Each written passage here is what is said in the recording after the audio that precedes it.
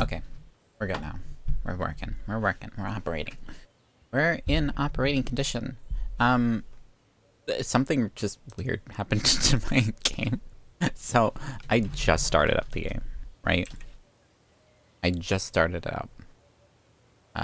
Not like seconds ago. My microphone is not being picked up by my capture system. Ah, E, U, A, O. Hello, hello, hello.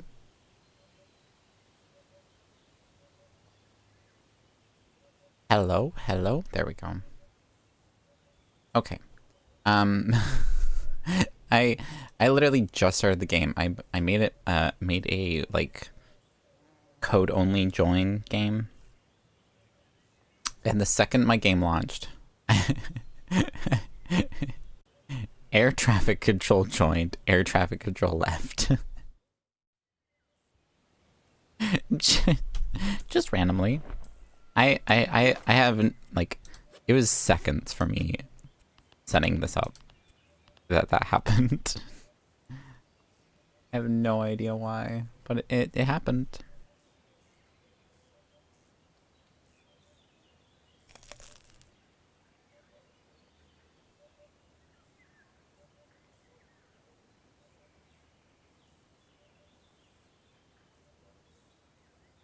My filter's really hitting it hard, huh?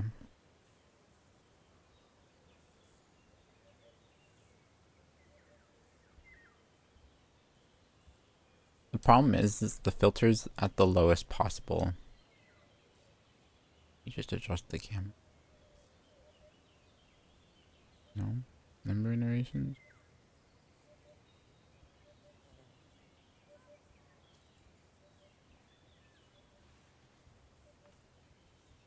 Gamma. Oh, the gamma is doing stuff. Look at that. You just like jack the gamma to max.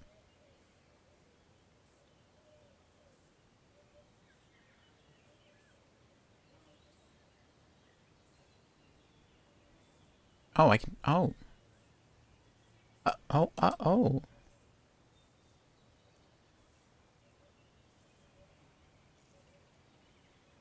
Oh. Well, that's less aggressive. That's nice.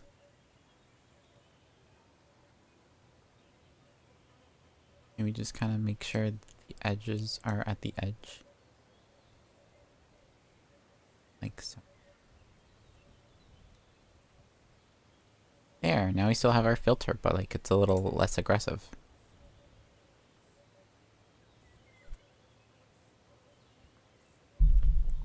So I have no money. I was trying to figure out for a while why my progress was off, because it's only counting. I'm looking at the number for the normal count, which I only have a shiny diamond.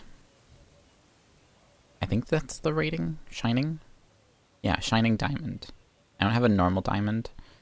For the longest time, I didn't have a normal plastic bag either.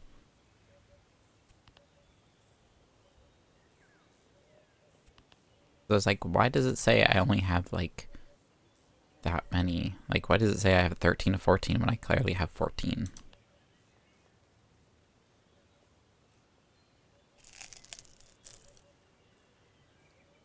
That would be why.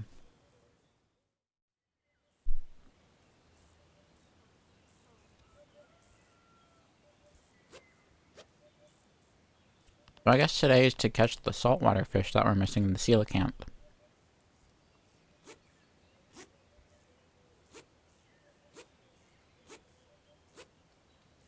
I'm gonna try and not use too many, like, high-end baits.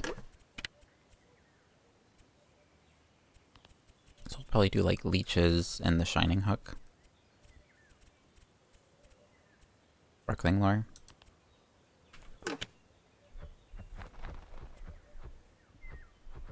Air traffic control. So weird. Lilith. Now it's the worst. It's not. It's not that time.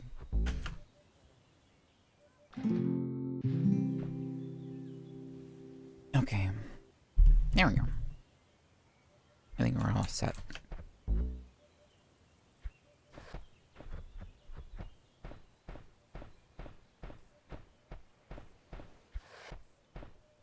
Do I have any fish that I can sell right now? I have a bunch of garbage.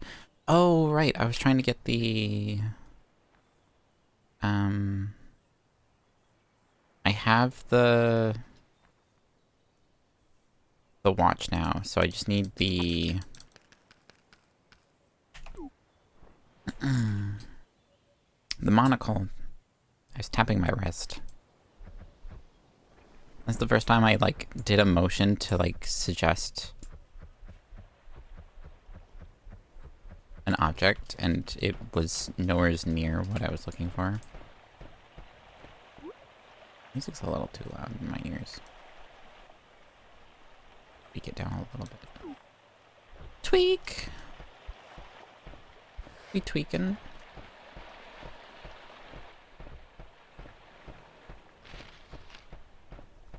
Alright, I guess we'll try and find monocle pieces. That way I can have it done with and don't have to use this metal detector ever again until they add new stuff.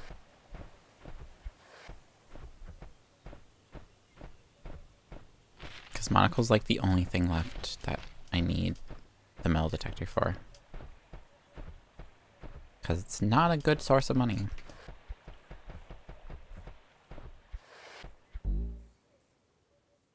Whoa, okay, I really went somewhere, huh? Nice.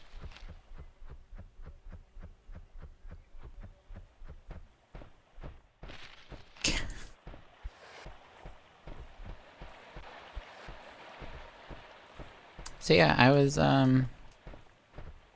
was thinking all day on what to stream for today. And I really couldn't think of what I wanted to do. I did come to a handful of conclusions, but ultimately I still wasn't sure. And then it was like, oh, well, I literally need to be live right now. So I was like, well, I guess we'll do web fishing. And we'll rant. Because I can't think of anything else to do. Can't make up my mind.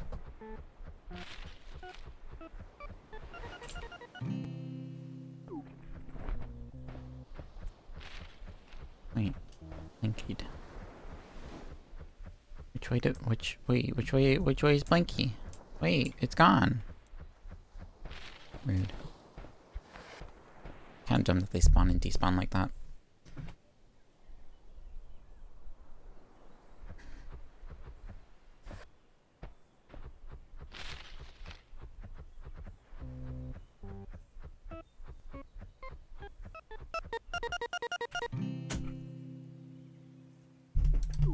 I was trying to open and close the door for the cat while doing that. How about that?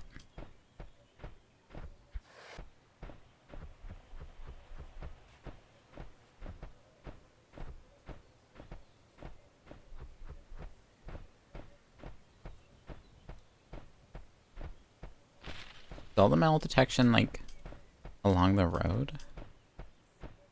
I think it's all along the path. I think you can just walk the path and find stuff. Well, no, because you can go to the beach and find stuff, too.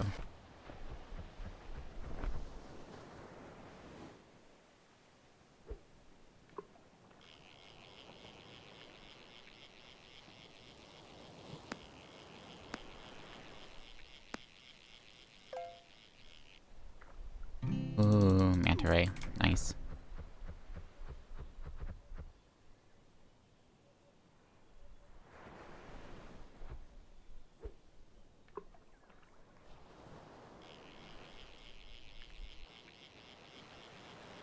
Nothing incredible. I'm gonna set up my buckets here. Because when we start fishing, that's pretty much where we're gonna be.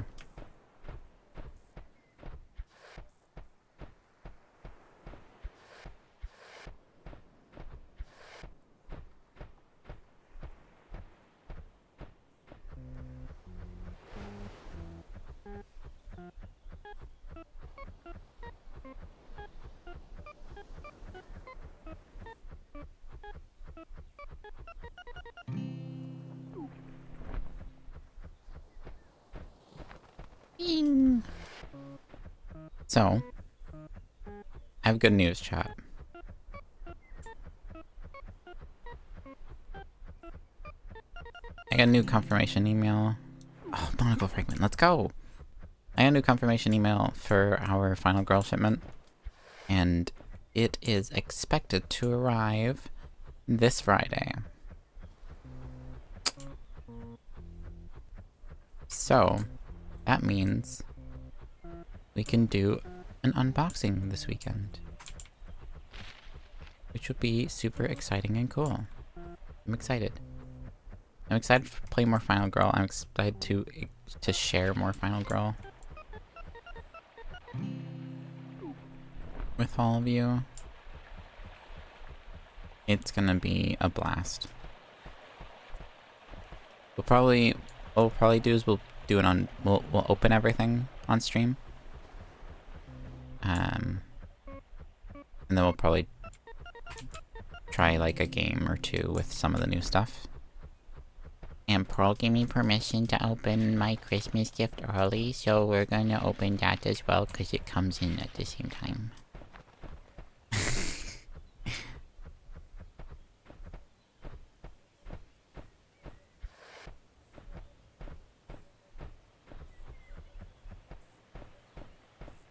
I already know what it is anyways, too.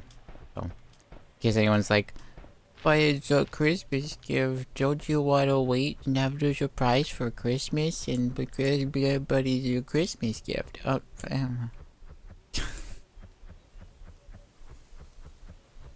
my, like, one of my love languages is gift giving. The only reason I have such a hard time thinking of getting people gifts is because most of the times when I do get gifts for people, it's like in the moment thing of like, I see something, I'm like, oh, so-and-so would love this, and I just get it and give it to them. Like, I don't want to have to wait to see their reaction. Because, like, it's also the case of like, oh, what if I find something like nowhere's near, like their birthday or like Christmas or like any gift-giving holiday? What if I find something that's nowhere's near any of those dates? And I'm like, oh, I really want to get this for them. But like, I decide to leave it as like a gift-giving thing.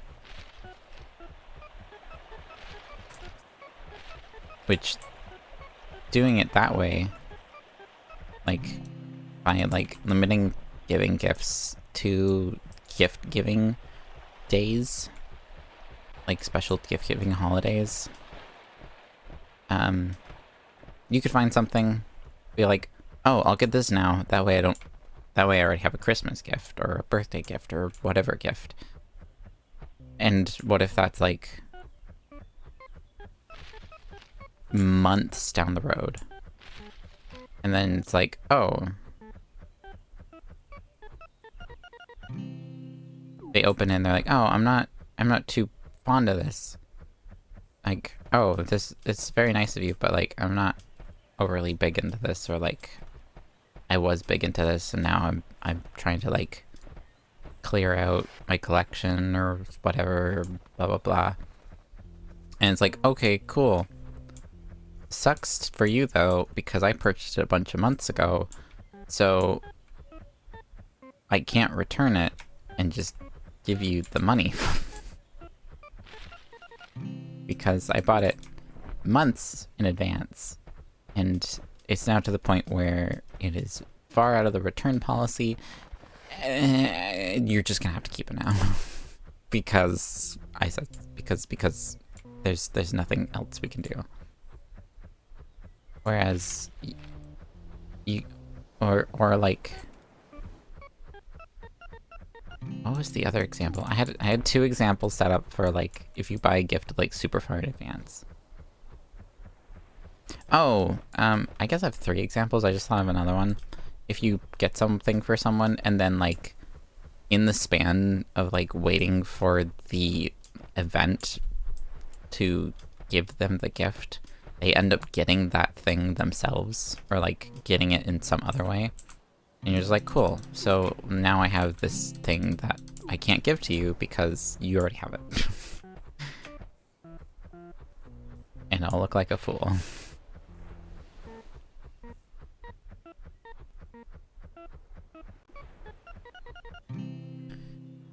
I also feel like a lot of pressure from like gift-giving holidays, because I can't just like be like, ah, here's a gift card, here's some money. Happy birthday, happy holidays. Like, for me, I have to pick something that's like significant enough, because like, I already give things willy-nilly on regular days. Like, I'll just be like, oh, I saw this and thought of you, so I got it for you. I don't do it as often now, because I just don't have the disposable income to do it.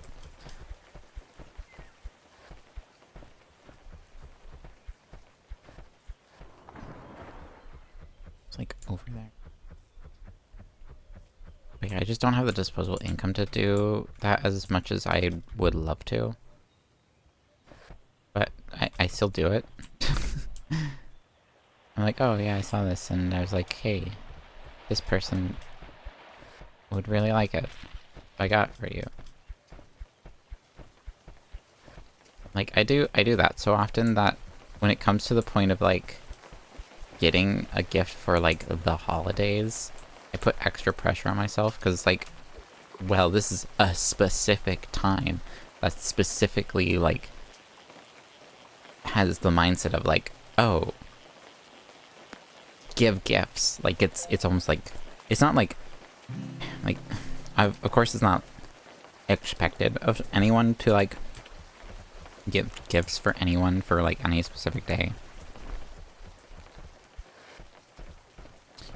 Unless you're one of those people who's like, you have to give a gift for somebody for the holidays. It's mandatory. Which, stop. Consumerism. Stop. I got the corporations already like shoving their like, oh, buy our products if you truly love and appreciate the people in your life, you'd buy our products for them. There's enough companies doing that. We don't need normal everyday people doing it as well. Okay, so much for using the mushroom. But like, there's that extra pressure of like, oh, it's a specific gift giving holiday. And I know most of my friends, I'd like to say all my friends, are very much the people who are like, hey, if you give me something, that's awesome. Thank you so much. If you don't, that's okay. I get it. Life's rough. Sometimes you just can't, and sometimes it's hard to think of something.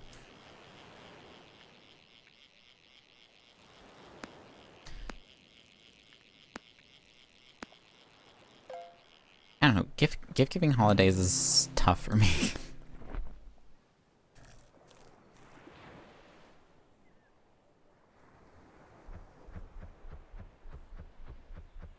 A lot of stress, a lot of pressure.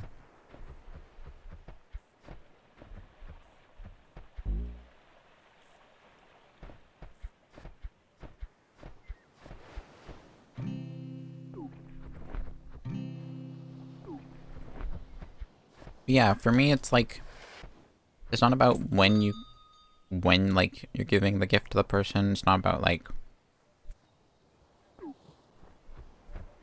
it's the thought of giving a gift to someone and like the thought that went behind the gift. Which if to some people like, they're like, look, I really don't know what to get you. I want to get you something for the holidays. And like, just tell me what you want. We can like order it. You can order it in and I'll just like e-transfer you the money. If that's what it comes to, that's perfectly fine, because like it's not about the way about of giving the gift or like anything. It's the fact that you thought about it and were like, had it in your heart to be like, I want to get you something.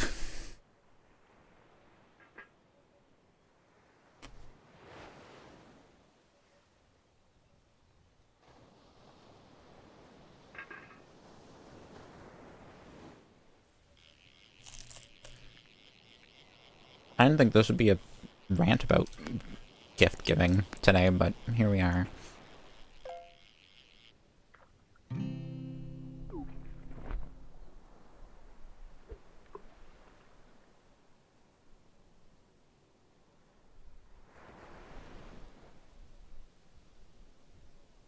Active? This is active. There we go.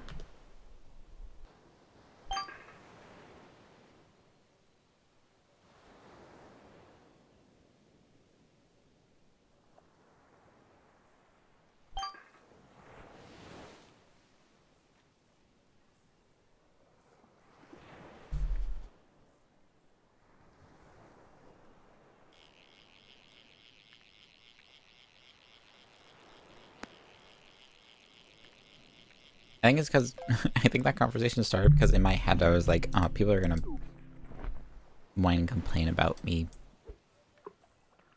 opening Christmas gifts before Christmas. I have that constant like nagging person in the back of my head.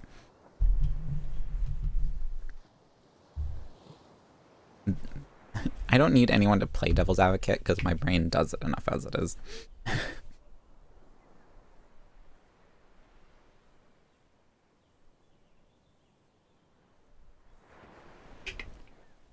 But yeah, to me, it's like, it's not about like, oh, it's this time, therefore I'm expected to give you a gift, therefore here's a gift.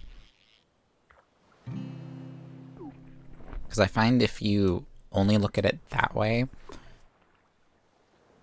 and don't put, like, I don't know. If you're just like, oh, here's like, some pajamas, because, like, you know, everyone needs pajamas. It's like, that's, like, the thought is awesome.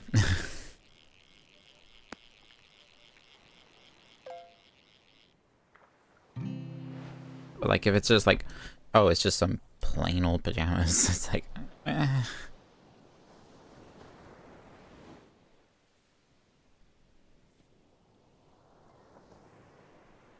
Which, you know, I am happy for any clothing I receive. We've had conversations about how much of a fashion fanatic I am already, so I think nowadays I buy most of my own clothes. Oh no, we're lagging. But yeah, I think nowadays I'm the one buying most of my clothes, because, you know, I don't think much of my family's like, they get that I have like a fashion style in mind. Why is we lagging? Why? I know why we is lagging, but I don't want to turn off my filters. Turn off my filters. If turning off the filters doesn't do anything, I'm gonna laugh so hard.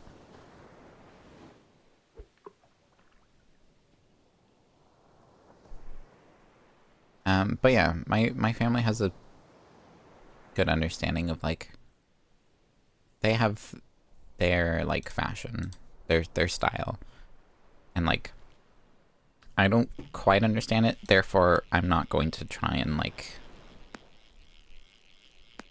pretend I understand it. Be like, I won't buy you clothes, but I can give you money to buy clothes. Because, you know, which, when it comes to buying clothes, I think is probably better to just be like, here's some money, go buy some clothes. Because then you know the person's gonna like the clothes. Unless it's like a piece that you're like absolutely sure they're gonna love.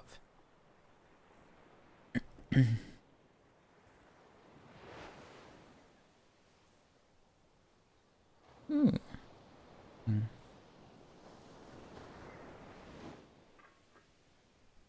I don't know, there's so many like weird nuances about gift giving that I have.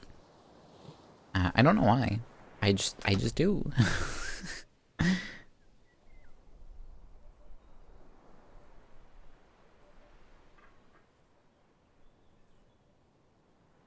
Like, okay. So, in terms of like the whole like, don't have to be gifts on the holiday, blah blah blah blah. I still stand by that. I will say I still stand by that. For me, like, the greatest gift that I could get for like holidays and stuff, like for my birthday or like a holiday, the greatest gift that I can get for those times is just being with people that I care about. that's the greatest thing that I could have, is just being able to have like some time to relax and spend it with people. I'm one of those people. I'm one of those people who is like, the greatest gift is the fact that you're all here. No, that's literally me. I'm not gonna lie. That's me, and it is 100% true.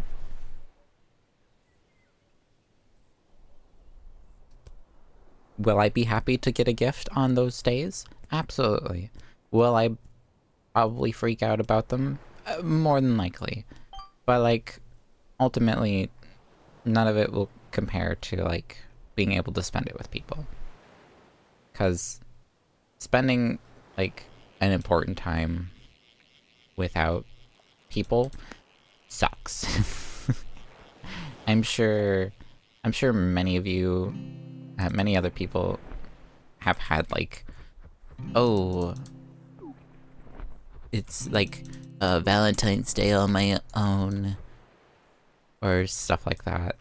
Like, sometimes it's just about spending it with people. spending the day with people is probably the best part.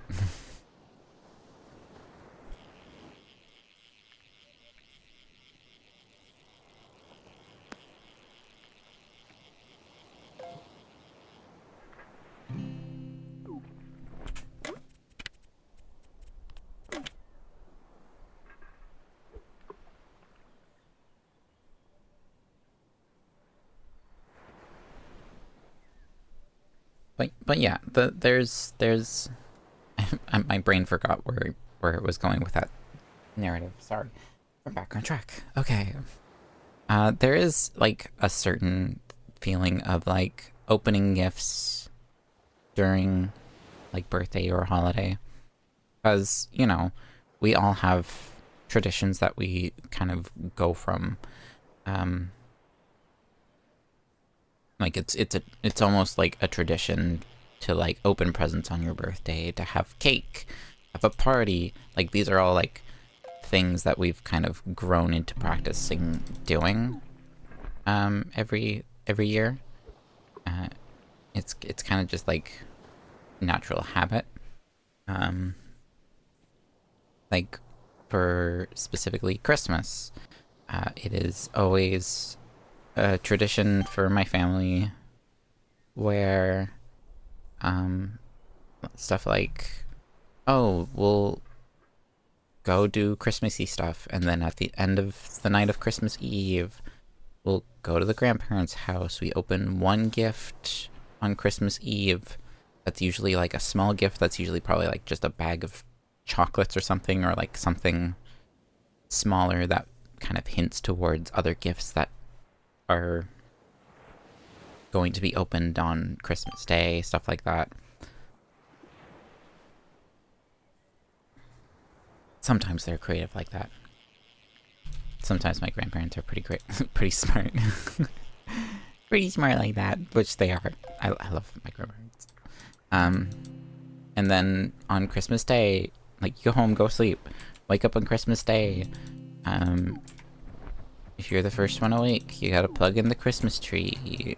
You can, once you're awake and out of bed, you can open your stocking, but you're not allowed to open any Christmas gifts until everyone's awake and everyone's opened their stockings, and then we can open presents together, in like around together, and then, you know, have a little bit of downtime to like get ready to go out for the day and stuff, and then go back to the same grandparents that we were at Christmas Eve night. Do we usually have dinner first? Yeah, usually Christmas dinner first, and then open gifts as like an extended family situation.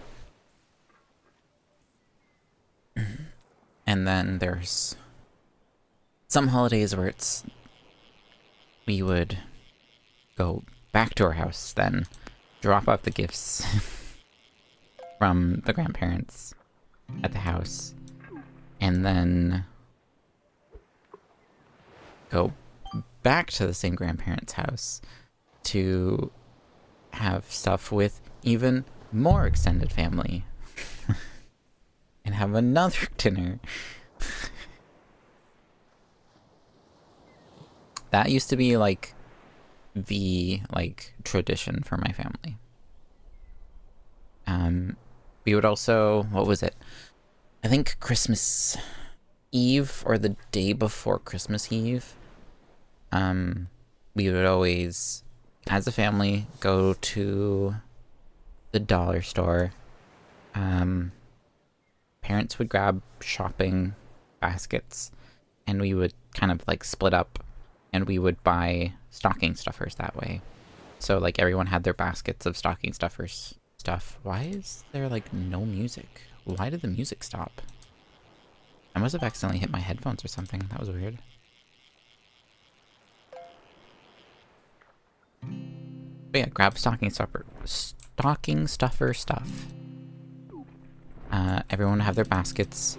You'd like go to turn an aisle and see that another member of the family is there, so you have to like swerve out and go to a different aisle, look around and try to avoid looking in anyone's baskets and try to avoid anyone seeing into your basket. And that like became a sort of a tradition of like going as a family to buy stocking stuffers.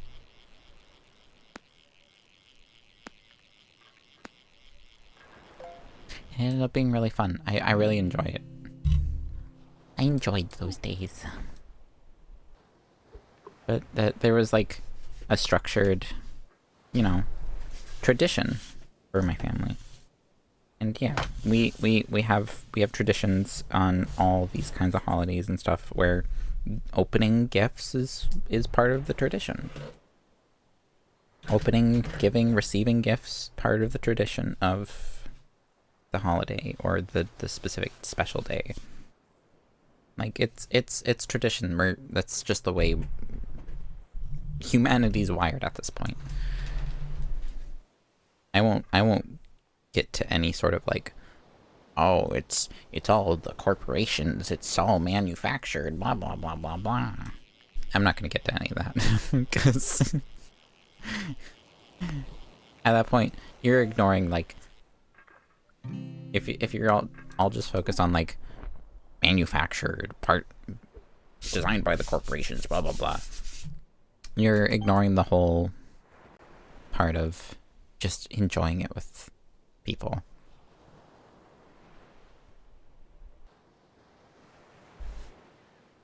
But yeah, like growing up I've learned like traditions aren't forever.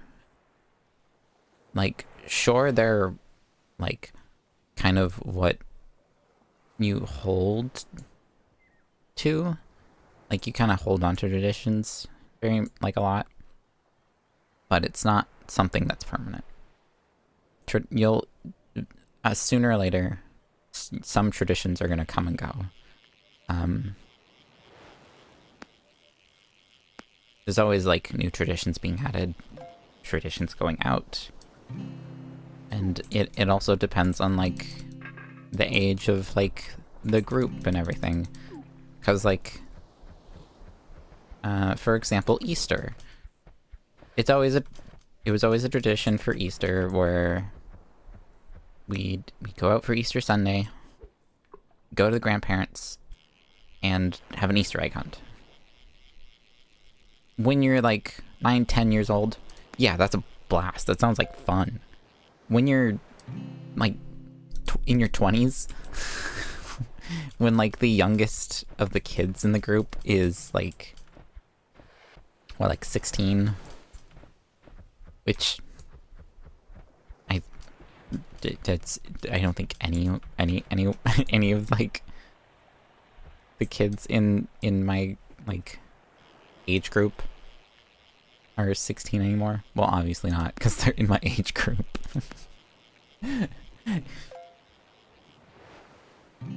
16 is just an age I'm throwing out. When you're like 16, when you're like the angsty teen of 16, running around your grandparents' house looking for tiny chocolates, it's not as enticing as when you're like 10, when you're young. So yeah, traditions come and go. And of course, as you get older, the types of things that you kind of like want change. And also when you kind of get to a point of like, oh, you have your own job, a lot of the times you're also at that point where it's like, oh, there's this cool thing. And you're kind of, it's like, oh, do I have any money saved up for it? Do I have money saved up that I could spend? Yes? Okay, I'll just buy it. Like, you get to a point where it's like, if there's something that you really, really want, chances are you've already bought it.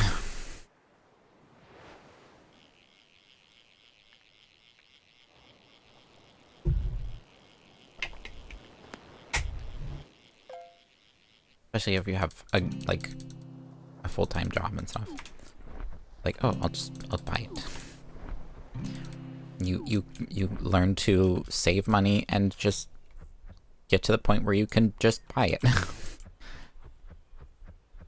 So by the time like actual holidays come around and people are like, oh, what do you want? And it's like, I don't know. There's nothing I need. Like anything that I need, I have right now, because if I wanted it, I bought it. Or need or want. So your idea of like what would be a gift for yourself changes as well.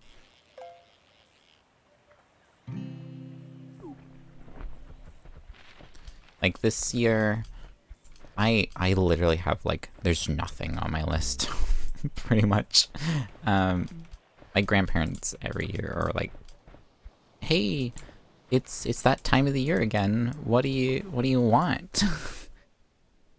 And like before, it's like you're that kid going through like the catalog, cutting out the pictures and making a little collage of like the things you want for Christmas. Writing letters to Santa. I don't think we ever did writing letters to Santa that much.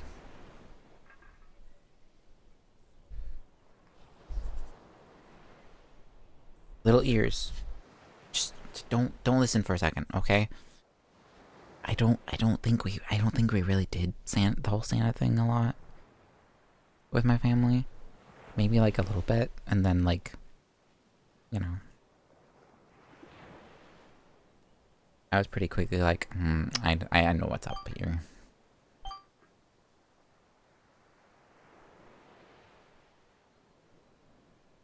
But all right, little kids, you can come back. You can bring the kids back in, but they probably shouldn't be here because this is Twitch, and if you shouldn't be a kid on Twitch. That is how you get banned.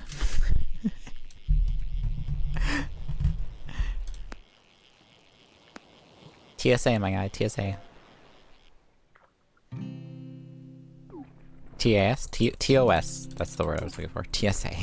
TSA is something completely different. Terms of service. TOS. That's what I was looking for. The TSA is like, isn't that like the people you go through for like airports? You gotta go through the TSA. I go through the terms of service. Terms of agreement.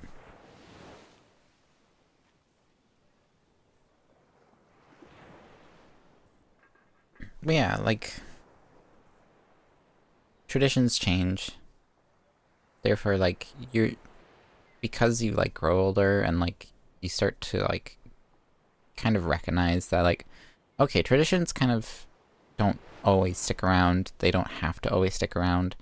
You'll grow out of some traditions. You'll grow, like, things will change a lot.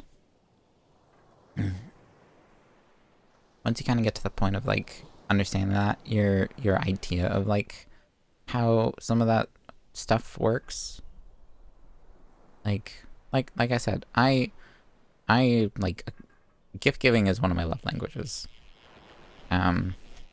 Like, and that's a love language that goes both ways. I think most of my love languages go both ways.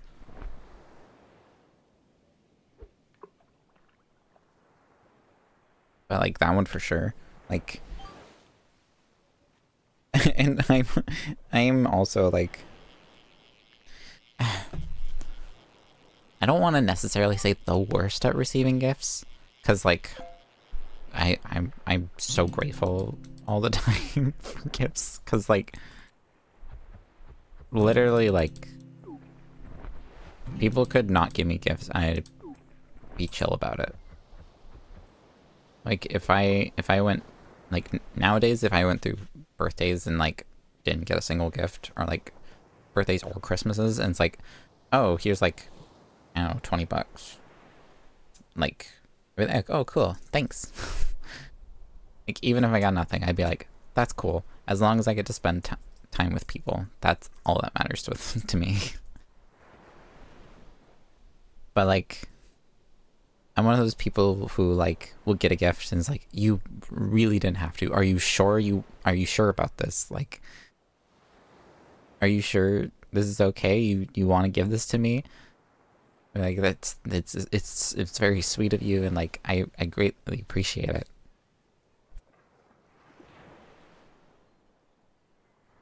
Like, even with streaming, like I'm affiliate.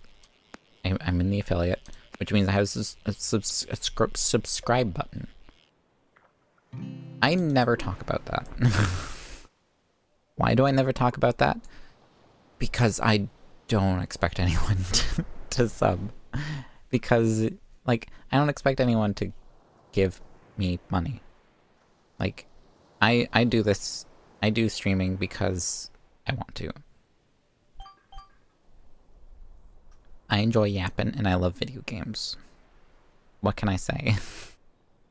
We started playing Final Girl because I love board games, and I've always been wanting a board game that I could play on my own and not have to worry about whether or not I have people to play with.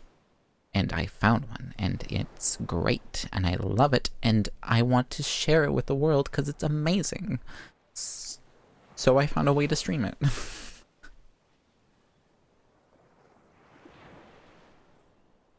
But yeah, like, I do not expect anything, like, anyone to, like, I don't expect anyone to be like words are hard, man. At no point in time am I gonna be like,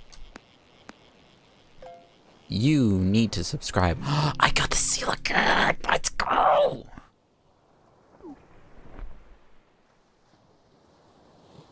You got one of every fishings.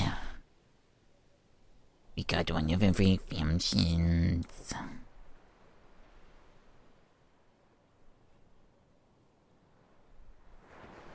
Where's our fishing chat?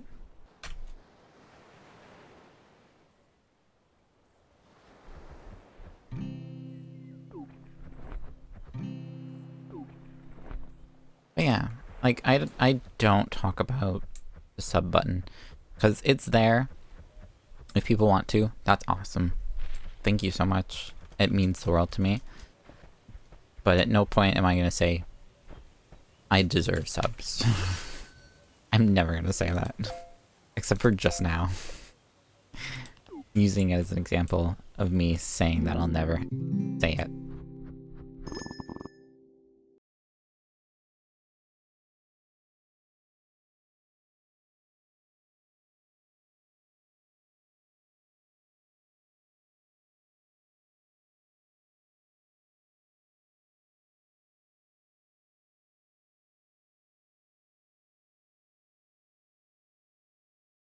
Yeah, at no point will I demand that people sub.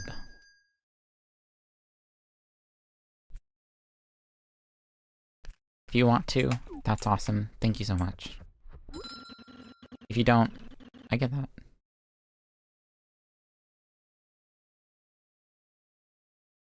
Money's hard, especially right now.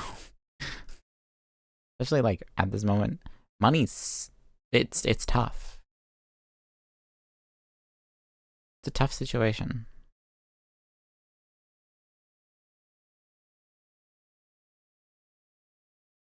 The last thing we need is something like a piece of media we consume to de-stress ourselves from the stressful things of life and money and all that. Last thing we need is that thing that we consume as like a way to relax, to start yelling at us to give away our money.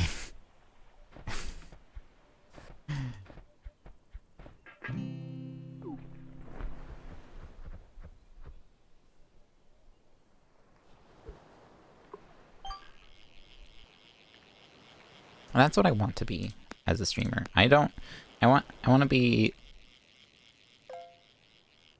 that feeling of like a comfort show.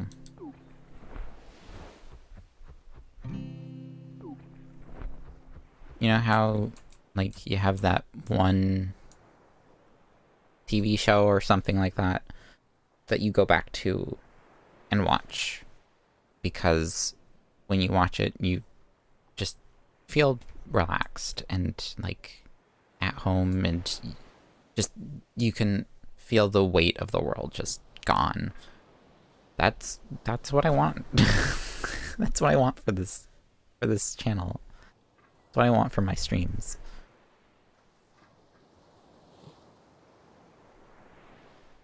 I want you to feel like you're at home and that you're just hanging out with a friend, having a cozy time. Can I add the chromatic back? Chromatic looks weird without the scan lines, to be truthfully honest. You know what? Let's add some of the pixelate. let's slap the pixelation on. Default pixelation. Apply. Yeah, there we go. It's funny that the pixelation doesn't apply to this character model. Alright, I need to go put laundry in the dryer. I will be 1 second, chat. I'll be 1 second, I'll be right back.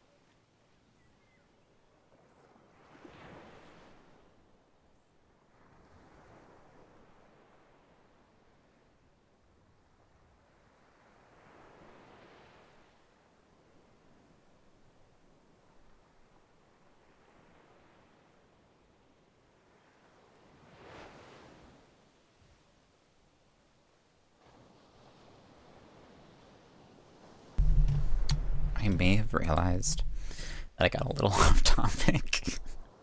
Just a little off topic. Not completely off topic.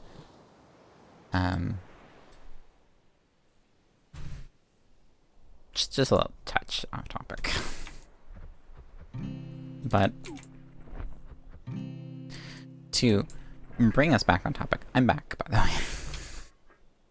I didn't even bother saying, like, I was just like, got a little off topic. I'm sorry. I'm sorry for getting off topic.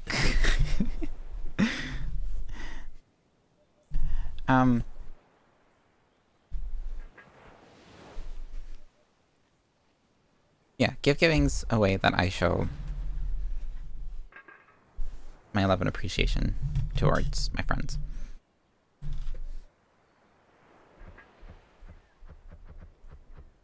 Even if it's something small, like, oh, hey, I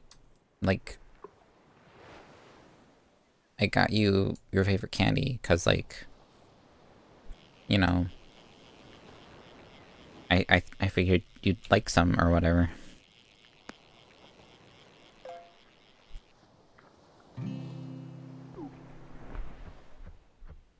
Even if it's as simple as that. I need to find a new Diamantes. I need a normal Diamantes so I can have the entire normal collection. I think that's the only thing I'm missing.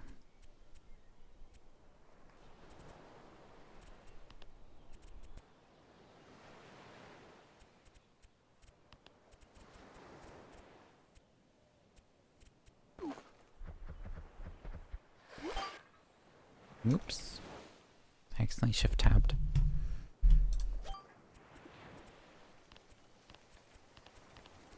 Yeah, it's the only thing I'm missing. The normal diamond. Which means we need the magnet. Again.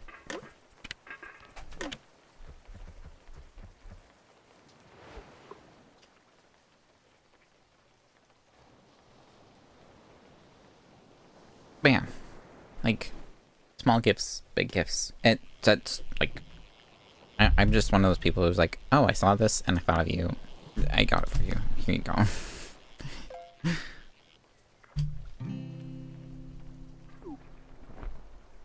I've done that a handful of times. And I don't do it crazy often, but it's still something that I'm like, just take the gift, just take it.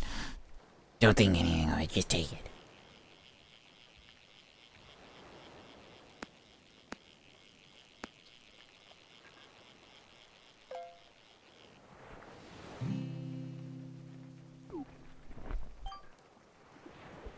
But like when I receive a gift, I'm like, oh gosh, they were super kind and got me something. I feel like I need to get them something back because they got me something really nice that I really, really like. Like if it's like a super crazy gift that like I'm like awestruck by, like I didn't even know you knew I liked this, blah blah blah blah blah. Like if it's something like that, like I'm like I feel like I have to give them something back. Which is a problem, because I also do it on my birthday. I feel the same way about birthday gifts. Sure, it's like, oh, on the holidays, on the Christmas, it's kind of like the idea of like, oh, you buy gifts for each other and you exchange them and then you open them together and blah blah blah blah. But like, I feel that way on the birthday as well, which is a problem because, like, people are like, what do you mean you feel like you need to get me something? It's your birthday. You don't need to buy me anything in return. But I don't associate gifts and the events together is the problem. I associate being with the people and why we're together. Like oh, you're having, like, it's your birthday, you have some people over, you have a special dinner, like you get some people over, you have dinner together. That's birthday to me. Yes, I grew up all the time of like, birthday is you have friends over, you have like a little birthday party, your friends bring you presents, you open the presents in front of your friends, you all have a fun time, you play games, you eat cake, you get food in your tummy.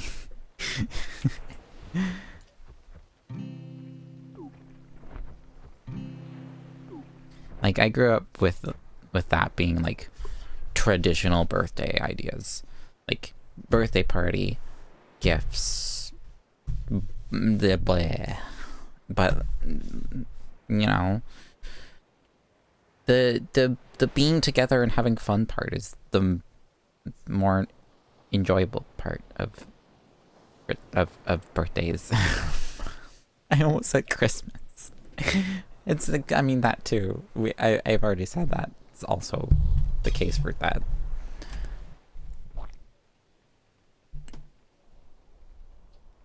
But you know, like, I don't know. This year I was even told, like, because I was like, so what's our holiday plans this year? Because like I don't know what's up. I don't know what to get anyone to begin with. I was told, oh, it's just gonna be like a low key Christmas. I was literally told low key Christmas. That is an exact quote. And honestly, right now, that sounds great. I'm down for a low key Christmas.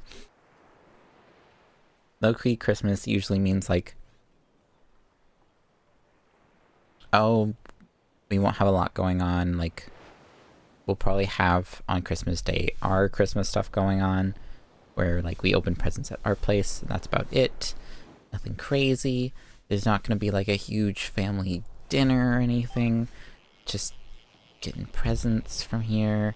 Go and probably go to your grandparents on Christmas Eve, pick up the presents from there. You can choose whether or not to open them on Christmas Eve, or you can leave them for Christmas Day.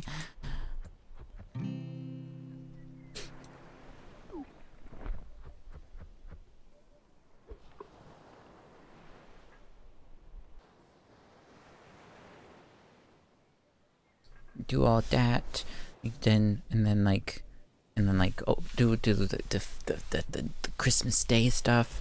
No fancy dinners or anything. Maybe the grandparents made a little turkey. Maybe made a little something, a little like Christmas cookies or something. Send home. You can have a Christmas cookie on Christmas Day. You know, just and just chill.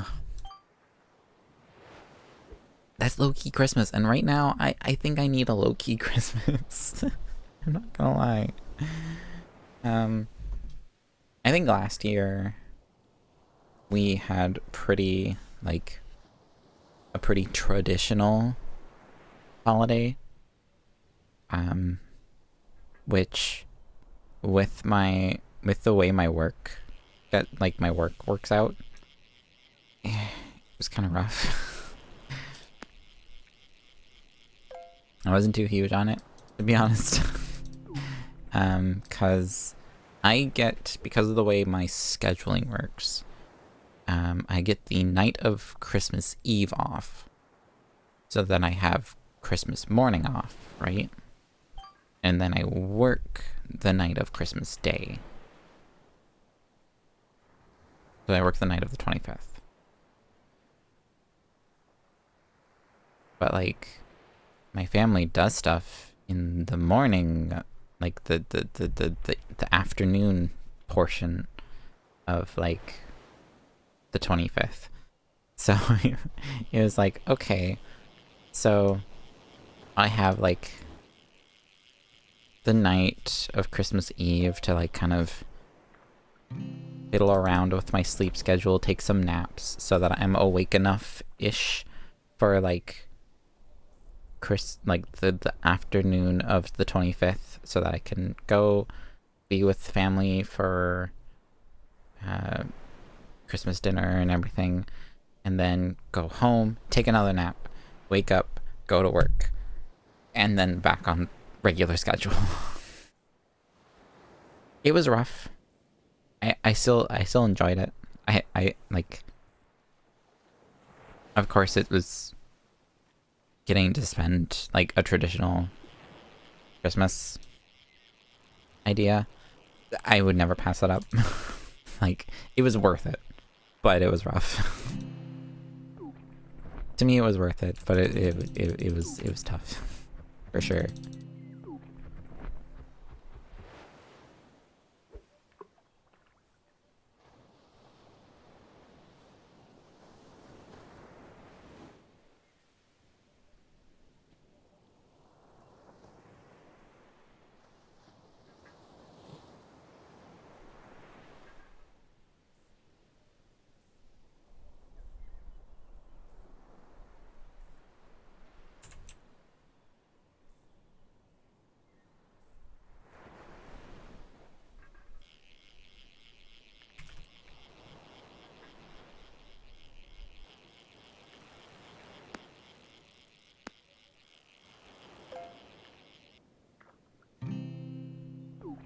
Yeah, this year I feel low key Christmas is it's just what the doctor ordered, you know.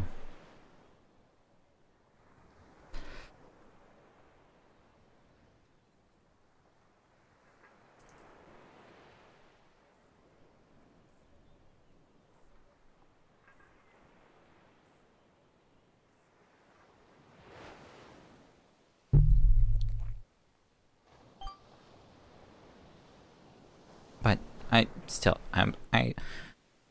I'm stressed out because I don't know what to give people for Christmas. I don't know. Like, for the gamers, it's kind of pretty easy. Between like my friend group, we've kind of like gotten into the tradition of like, oh, I'll just buy you a Steam game off your wish list. Like, if I don't have like a huge, like a really good idea on like something to get for you, I'll just get a game off your Steam wish list, and I'll just give it to you. I'll just give you a Steam game. It's off your wish list. That way I already know that's something that you're interested in checking out. We don't have to worry about trying to schedule a meet time because it's digital, you already have it.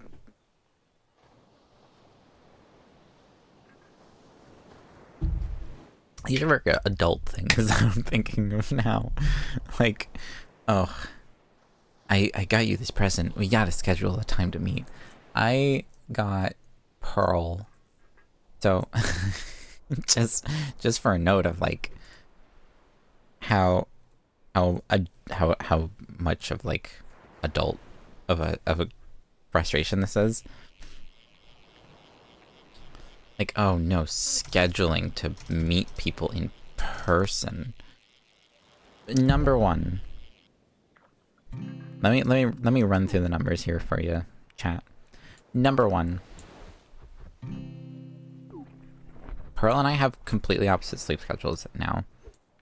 Like, if Pearl's awake, I'm asleep. If I'm awake, Pearl's asleep. Almost 90% of the time. There's like a very short amount of time in between where neither of us, or both of us, are awake. Sorry. There's no short period of time where both of us are asleep. I can guarantee you that. There's a short sliver of time where both of us are awake. So we have to try and plan within that time span, right? To begin with. Number two, both Pearl and I have pretty bad anxiety disorders. That make both of us just not really want to leave the house.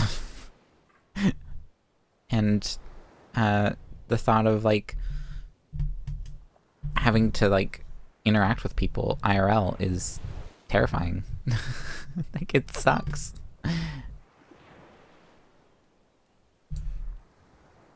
I am also I also am one who just I don't like being perceived.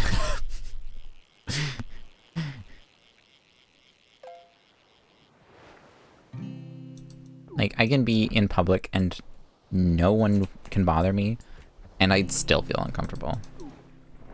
If I went out in public and not a single person bothered me, I'd still feel uncomfortable.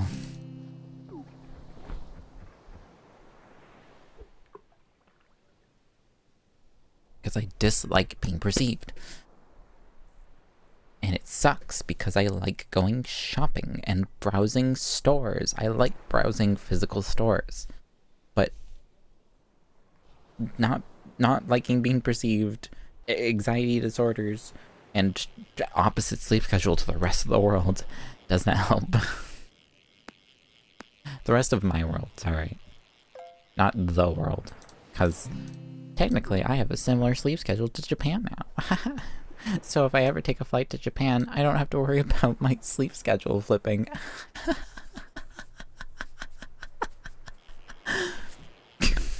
Sorry.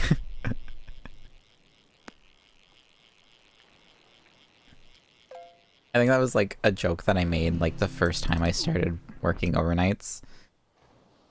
I was like, man, I'm such a weeb, I decided to change my sleep schedule to match Japan's time. Oh no, I'm clicking on the wrong window.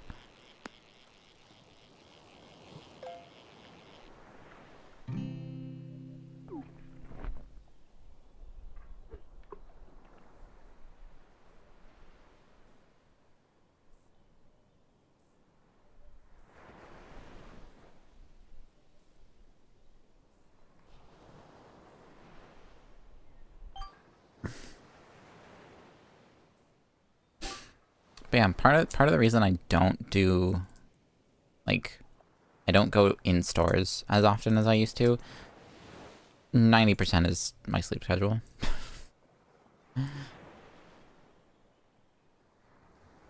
Because by the time they open, I'm at home and I'm getting myself tucked in. By the time they close, I am probably still trying to wake up.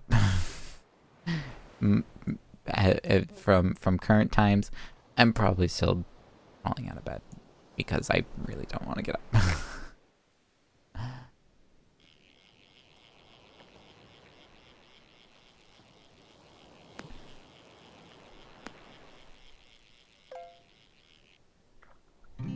Like, most of the times now, I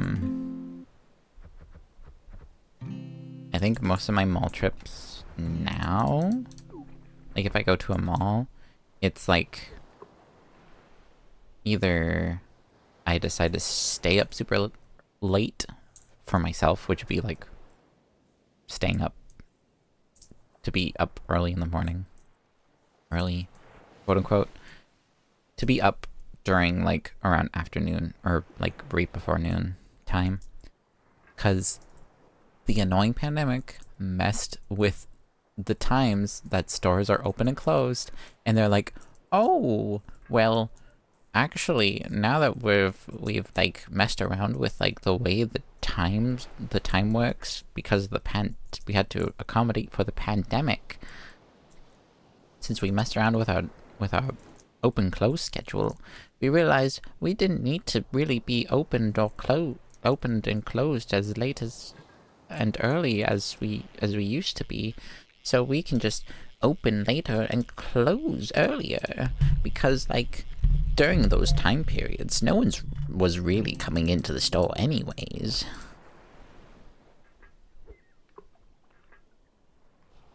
You know who was coming into the store at those hours?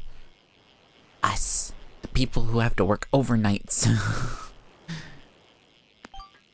I miss the days where you could go into a store at 7 o'clock in the morning. Or like 9 o'clock in the morning. Nowadays, like, the earliest a store opens is like 10 o'clock in the morning. And that's not including like grocery stores. I think almost every grocery store opens around 7 o'clock around me. But like any store that's not like essential groceries, quotation marks, any store that's not that, they open at 10. Some of them even don't open till noon. And it sucks. I just want to buy my video games in person because I want to support my local stores. Is that so much to ask? Apparently so. And no, I'm not buying my video games from Walmart. I'm not getting them from Walmart. Walmart has enough of my money from my groceries, my clothing. That's a big squid. They have enough of my money from my clothing, my groceries, and other household items, such as toiletries and furniture. They do not need more of my money.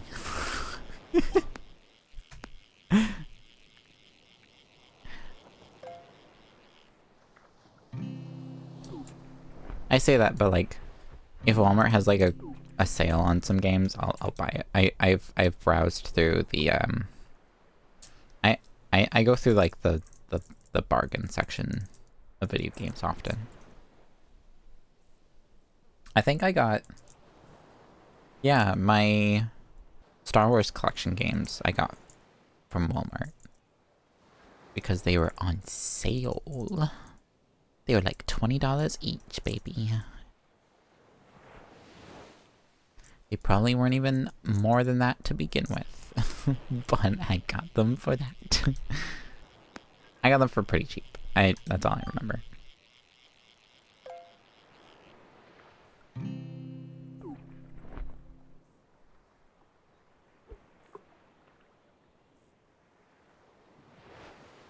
Yeah, I used Pearl and I as an example because, oh, that's why I used Pearl and I.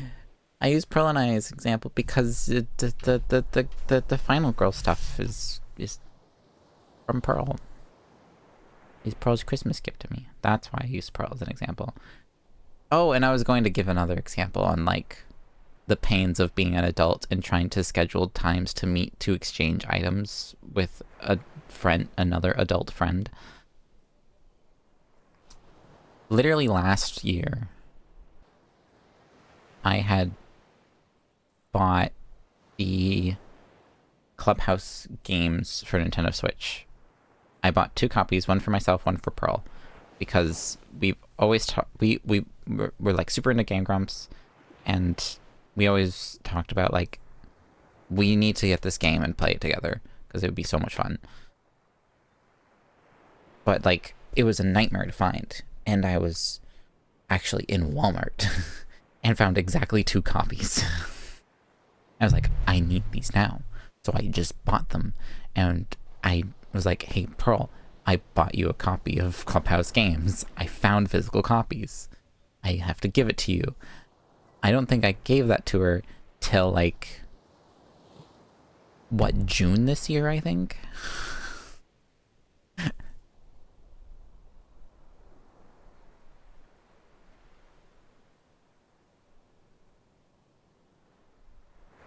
I don't think it was till like June of this year that I finally gave Pearl her copy of Clubhouse Games.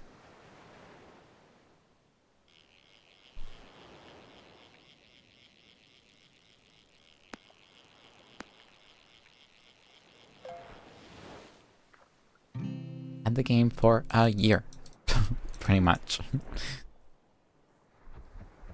before I gave it to her.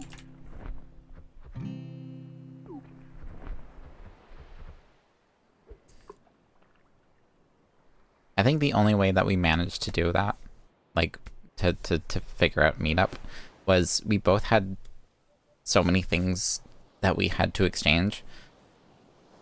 Plus, it was like, we made like a mandatory, like, we have to get together, we have to go shopping together, we have to go do something together. And we did.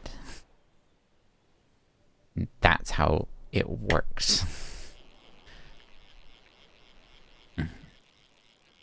Because nowadays, the only times we really get to hang,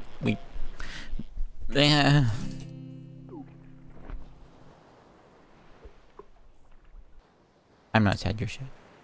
No. I have no emotions. I don't express them. I have no emotion.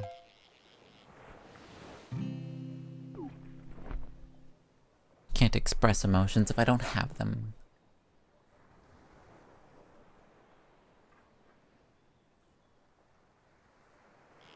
I am not being sentimental about my friends. I don't know what you're talking about.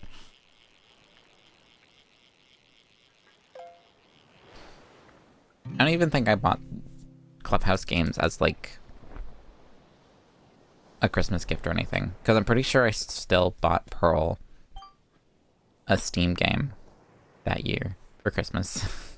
I'm pretty sure it was literally just, I found Clubhouse Games, I bought it for us.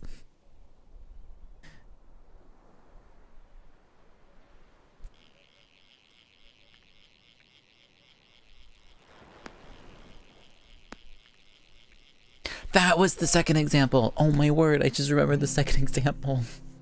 Oh, I remember the second example for the Christmas gift debacle of like sucky things about like if you find Christmas gift like good ideas for gifts early.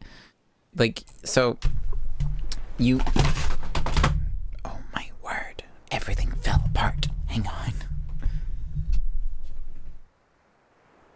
There's no code.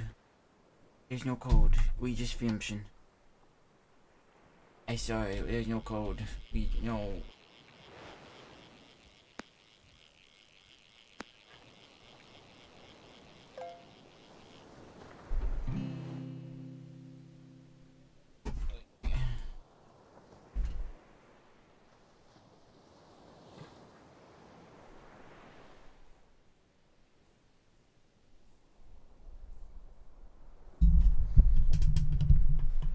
Help? What do you mean help?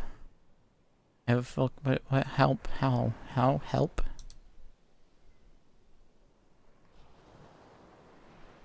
We just casual fishing. I just use this game as an excuse to rant, to be honest. No, that's okay.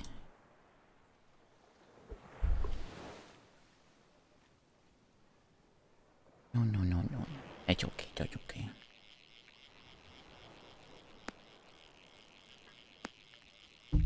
I gotta earn it.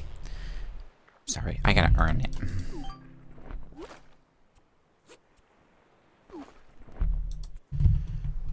Maroon hoodie. Maroon hoodie!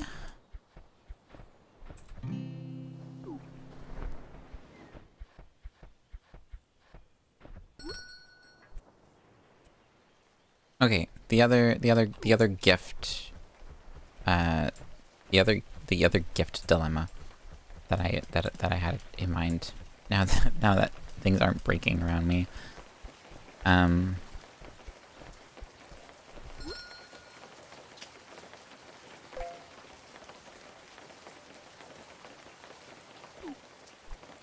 If I can remember what it was. Oh no. Please, brain, don't do this to me.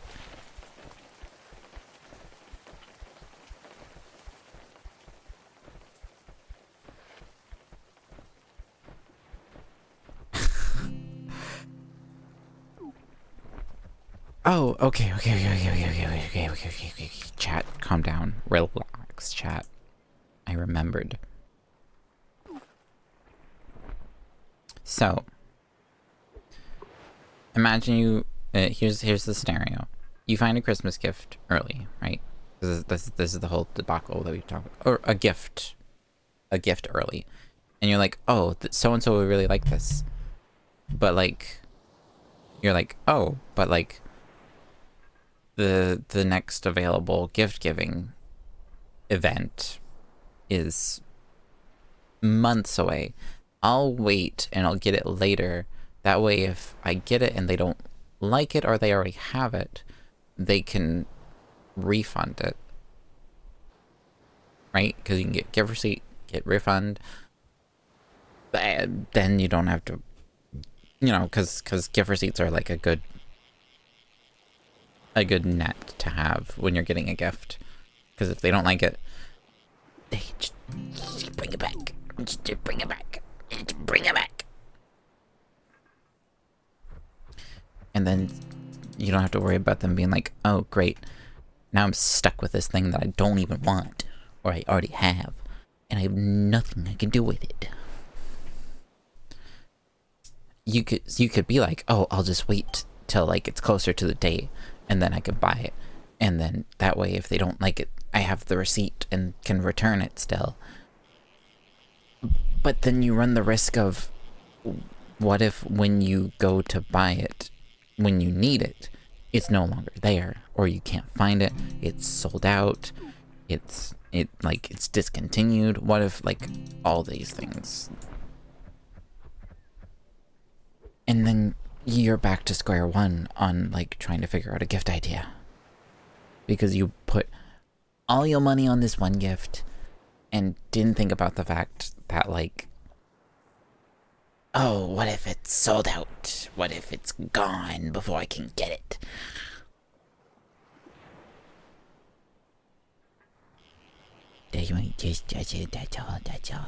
That's all I got. That's my argument against only buying gifts for gift giving seasons, I guess is apparently a better term. Gift giving seasons.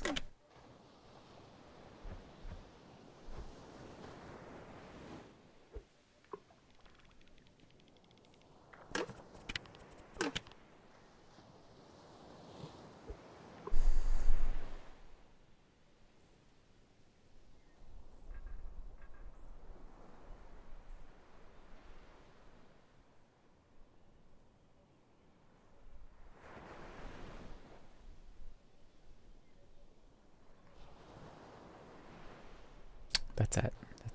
That's all she wrote. That's pretty much like the basis of my rant, my guy. No. I actually forgot the sawfish was in this game. I was about to say, I've never caught that one before, but I've caught every single fish. So I had to have caught it. I had to have caught it before.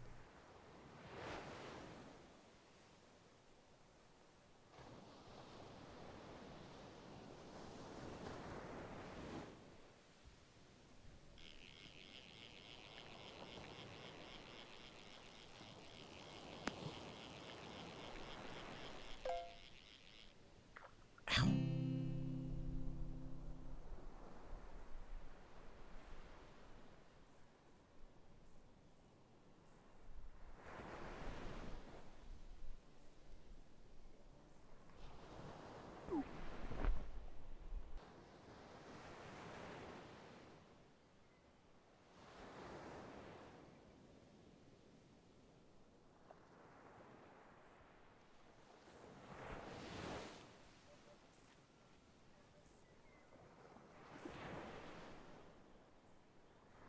I just sneezed my face off, sorry.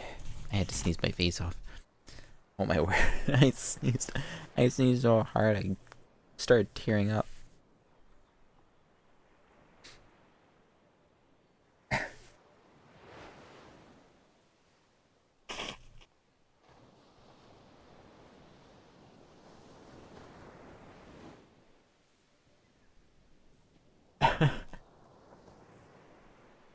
Oh my word, that was such a strong sneeze.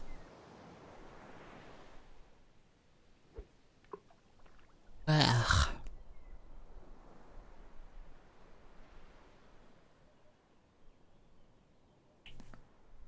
Oh yeah, a fun behind the scenes thing about past streams of this game, which I'll probably get hit for again this time. So,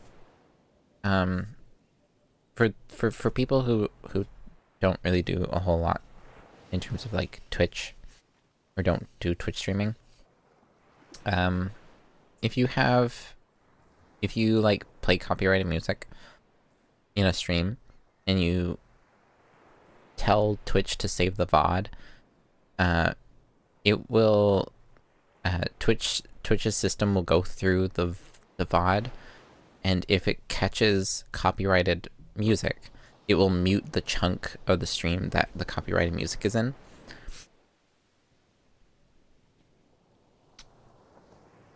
One of my Webfishing streams got hit for that. But here's the thing. I have it set up so that any music that I play on stream does not go to the VOD. So you can set stuff up on OBS so that there is a live stream channel and a Twitch VOD channel. So as long as you're watching this stream live, you will hear the background music right now, which is the lo-fi music. The Nintendo lo-fi, which is currently playing Fallout music. This music right here. As long as you're watching the Twitch VOD, or watching the stream live, you can hear the music right now.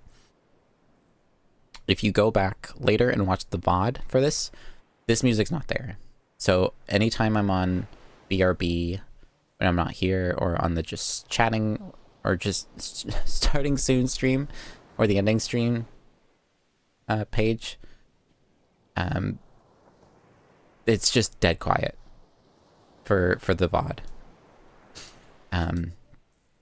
It's a good way to avoid, I'm gonna pause this ad. It's a good way to avoid your streams getting muted. And it also kind of gives you the freedom of just being able to play pretty much whatever you want for music in the background, without having to worry about like, oh, what if my VOD gets like muted or taken down or whatever. So I had a web fishing stream that got muted. At first I was like, oh, well, did my settings get messed up on this on OBS? Maybe I was browsing through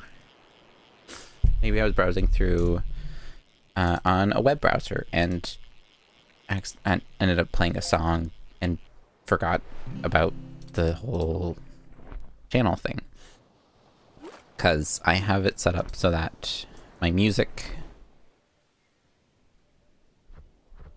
Hook Light tea.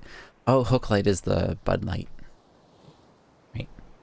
I have it set up so that my web browser and my music are two different channels, so I can completely edit both of those separately. So typically, if I want music to go into the VOD, I will look up royalty-free music and I will play it through the web browser. Which that way both live stream and VOD can hear the music. I do that for our Final Girl streams, because it's literally just a board game and nothing else happening on screen, or nothing else audibly happening. So I'll do it for those streams.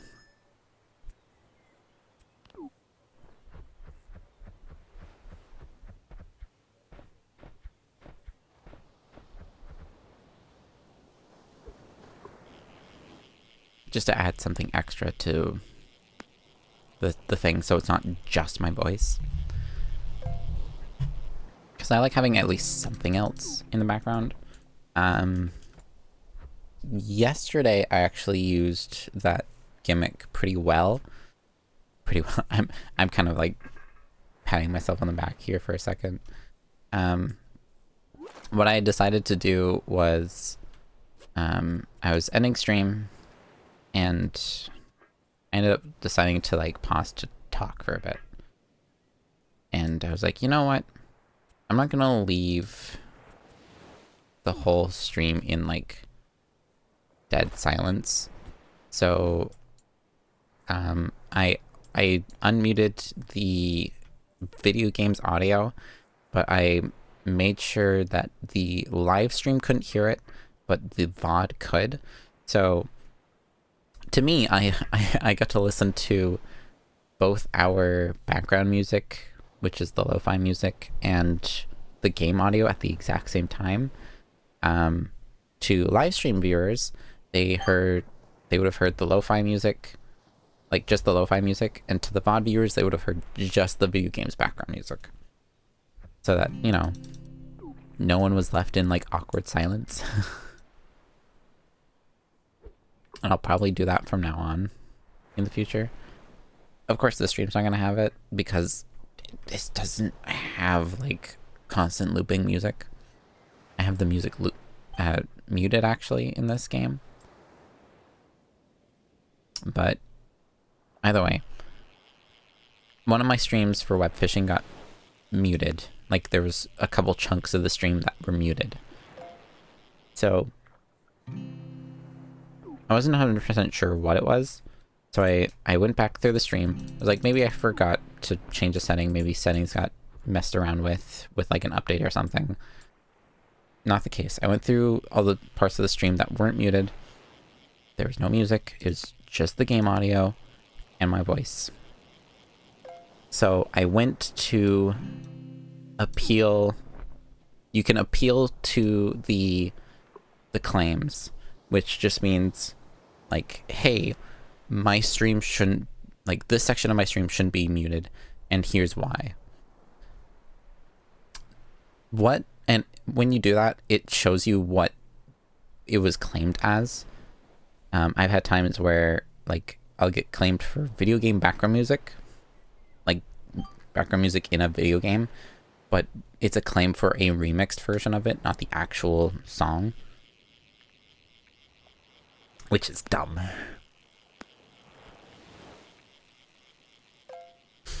But I got claimed for a web fishing stream. The claim was, I kid you not, the audio, the name of the audio that got claimed was called The Sound of Waves.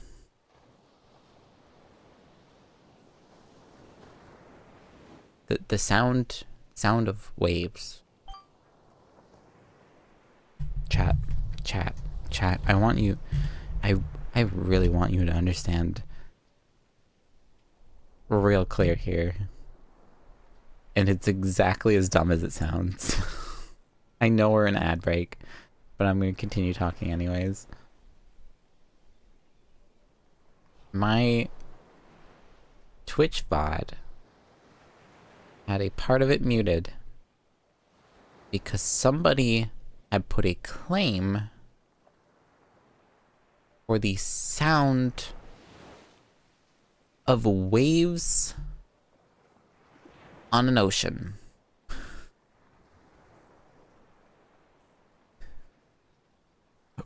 Why? That's like if someone sneezed, I'm like, no, you can't do that. That's my thing. I invented sneeze. I wrote the sneeze. The iconic chew that everyone does. I came up with that. I made that. You can't sneeze on stream. I invented it. I invented sneezing. Breathing? No. You can't go. You can't do that on stream. I invented it. I created that. You're not allowed to play that on your stream. That's my thing. I made that. You can't do that. What are you doing? Can you imagine what kind of person you gotta be where you make an audio bit that's literally just the sound of waves, and you're like, oh, I gotta make sure no one else is like using this without my permission. I'm gonna put a copyright to it and a content claim so that if anyone plays my audio, which is literally the sound of Mother Nature, if anyone plays my audio, then I'm getting money. I'm gonna go like, I'm trying to think of the dumbest thing ever.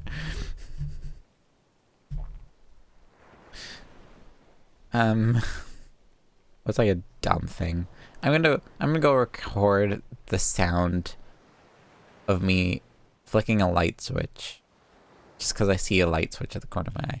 I'm gonna go record the sound of me flicking a light switch, upload it to the internet, and then put a content claim to the sound of me flicking a light switch.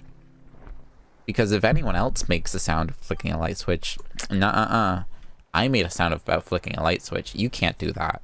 You can't play a sound about flicking a light switch because I made a sound that's flicking a light switch.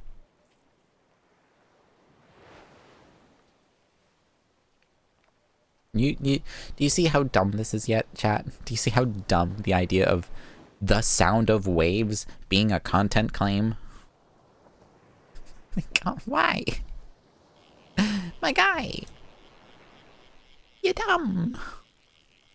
Anyways, needless to say, I appeased to this content claim. Read that it was the sound of waves, which whatever. I said that's not the audio, and Twitch is like, oh, just whatever, ignore that. And they unmuted, or yeah, unmuted the VOD. So, I think it's on the VOD YouTube channel now. If you go to watch the VOD on YouTube now, actually, if you watch the VOD here on Twitch now, the audio isn't randomly muted at any point in time. I don't think I have like any streams that have audio muted anymore. The only issue I have is YouTube content ID, which doesn't do the dumb muting thing that Twitch does. I mean, I get why Twitch does that, but like, it doesn't do that. It just like, hey, just so you know, there's audio in this. I think, like, depending on like, some people can, like, different people can set up what the content ID does. I think some of it is like, oh, I want part of this avenue, like, I want part of the ad revenue from this, like, I want a pay cut, basically. Which again, if you post a video of a video game and your video of a video game gets claimed for a remixed version of the background music to that video game, it's stupid. Which, appealing to YouTube's version of that, of the content claim thing, is so much more of a pain.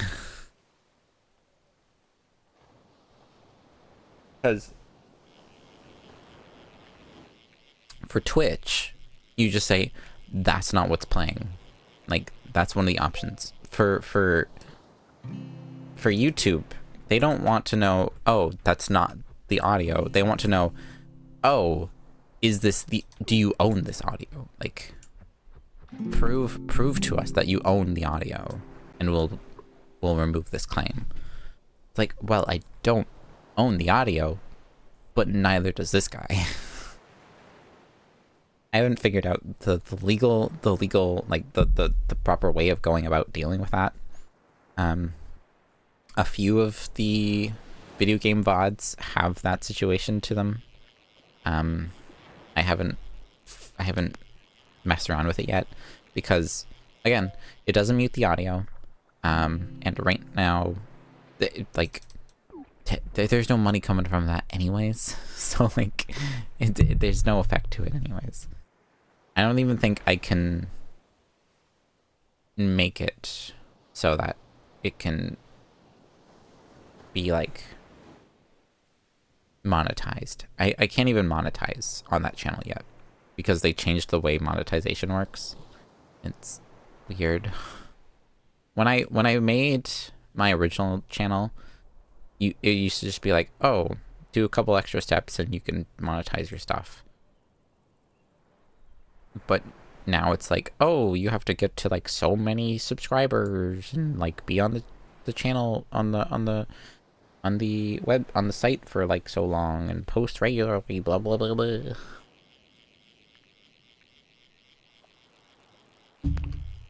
Which, to be fair, is probably a better way than just give us some extra information and you can get money.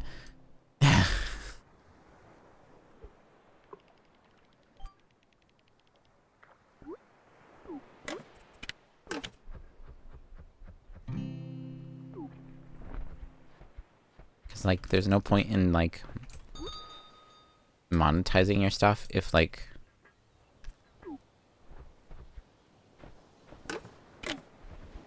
there's no point in monetizing your stuff if you're not gonna be getting anything for it anyways. Like, if you're not getting any traction, there's no point monetizing because you're not gonna get anything.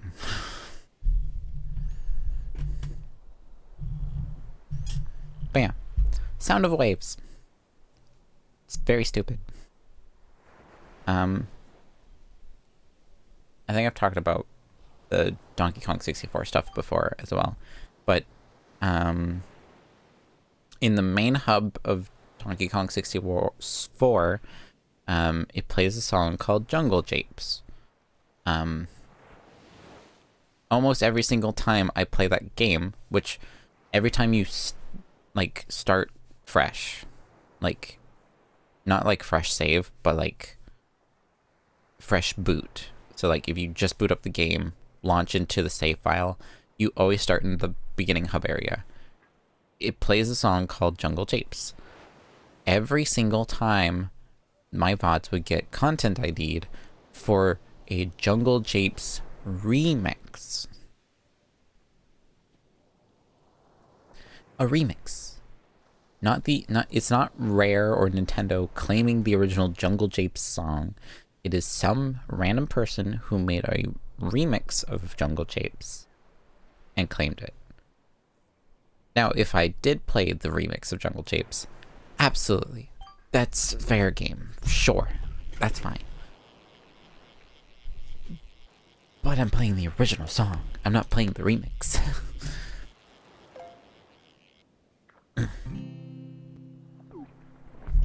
So stop. Leave my music alone. Those ones are like, okay, I get it, because it's a remix of the song, therefore it's going to recognize the melody of the original song and be like, oh, wait a second, that kind of sounds like that remix version. It's like, well, oh my God, yeah, because it is. Hi,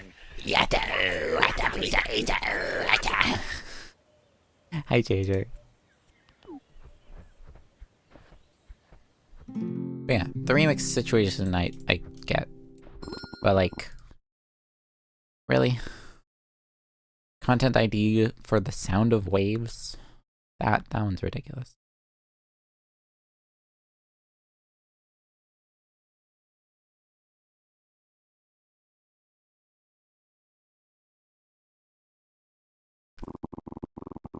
I better not tell you guys to be quiet too often. Hi, JJ. I'm good. We're just ranting about silly, dumb content IDs that I've gotten.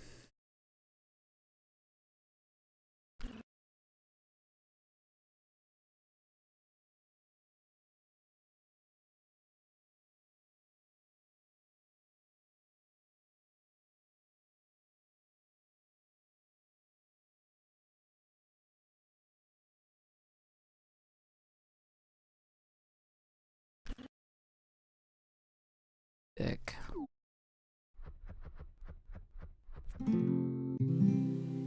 Oh, what? Content ID.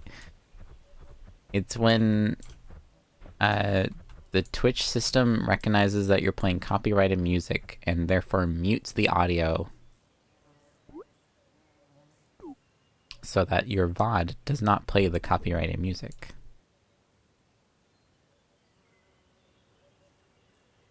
Somebody decided to claim that they created the sound of waves.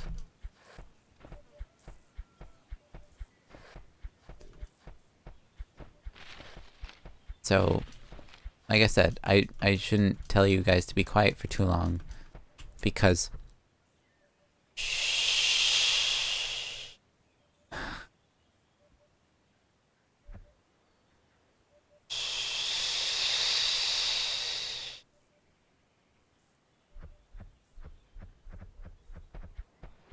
I know, right?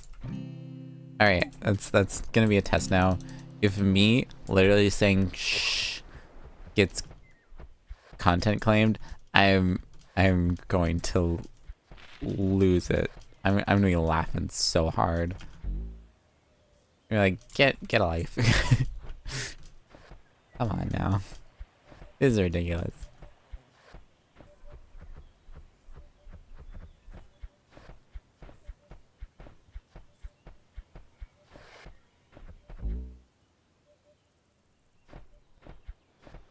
I'm gonna go to the lighthouse. I'm gonna go to the lighthouse. Whee!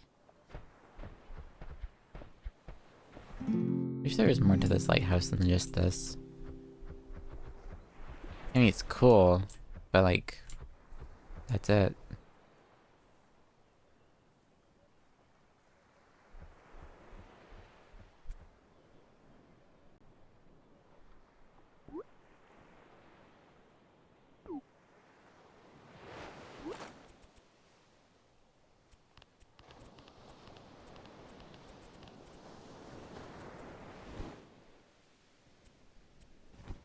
My maroon pants back on.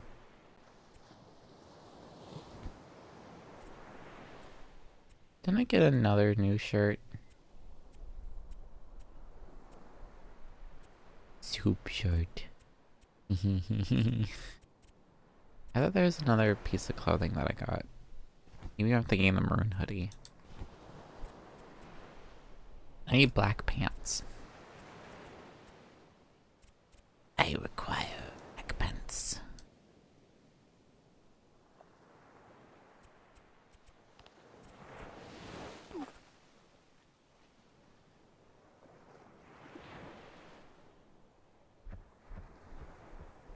Is there like a mushroom nearby? No, that's like the closest one. I don't feel confident. Yeah. Don't go looking for the black pants at the soup store. I have here they have. What do you mean you're at soup?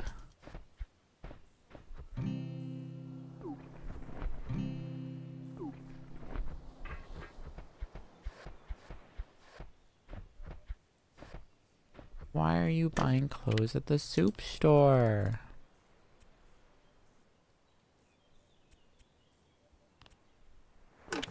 Let's just earn money.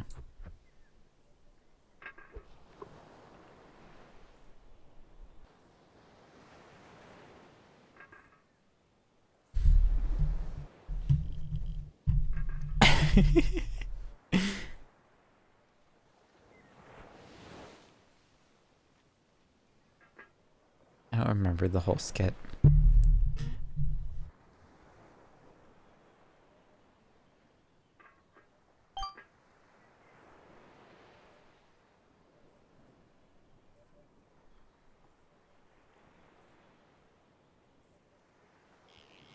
Here's a question for people. Would people be interested in watching me level up Amiibo on stream?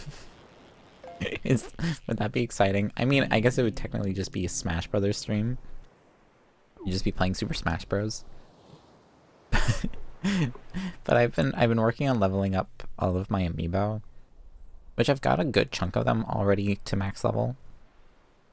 I'm not like looking to like do like the super fancy like making sure they're the strongest possible.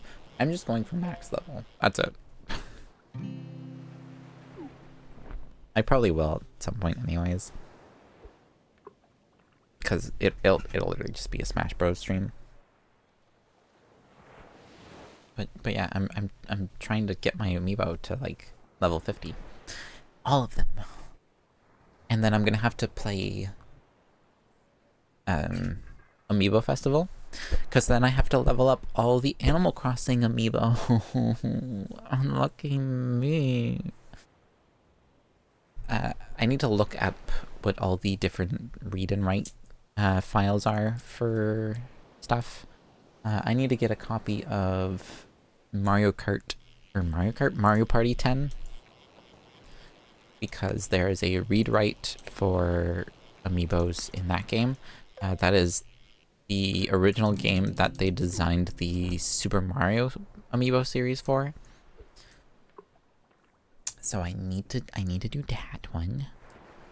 Most Amiibo actually didn't have any read-write features designed for them. Most of the Amiibo are just used for unlocking stuff. Most Amiibo are just a paywall. I'll be honest. I'll use the term. Most Amiibo are just a paywall. I don't know. The Chibi Robo Amiibo says it has read write to it. The entire amiibo card collection is, I mean, it's technically not technically paywall, because like you can still get all of the animals in Animal Crossing normally, which I believe the amiibo cards were specifically like mostly set for Happy Home Designer originally. Which, yeah, you can encounter every single animal in Happy Home Designer without the amiibo. Just, you know, it makes it easier. You can't design houses for the special characters like Isabelle, Tom Nook, and all them. I don't think you can do them in Happy Home Designer without it. Which also applies for the Happy Home Paradise as well.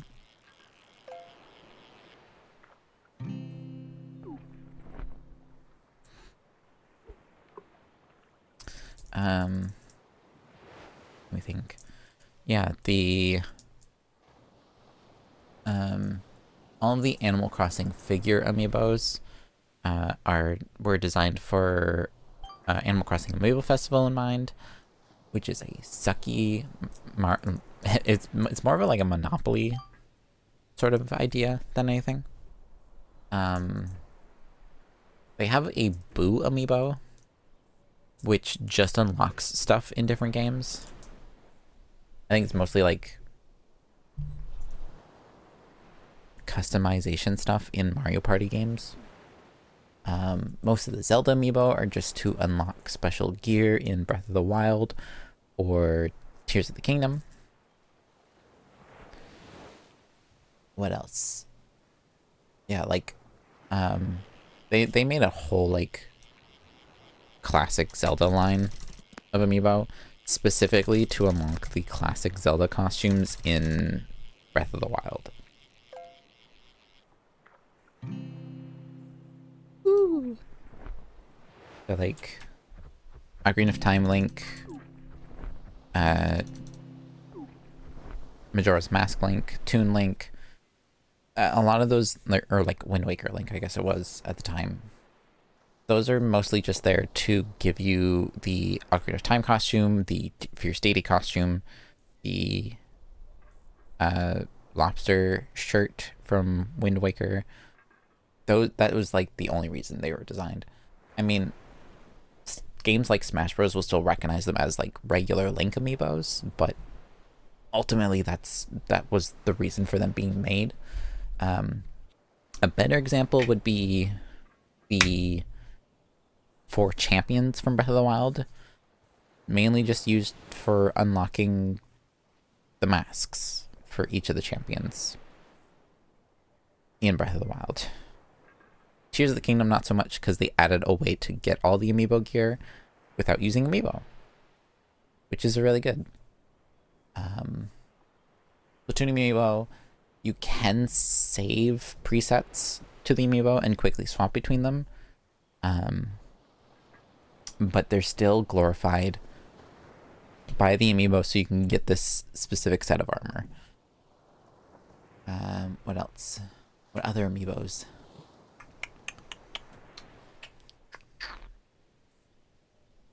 I don't know. Let me take peep break real quick, and then I'll remember.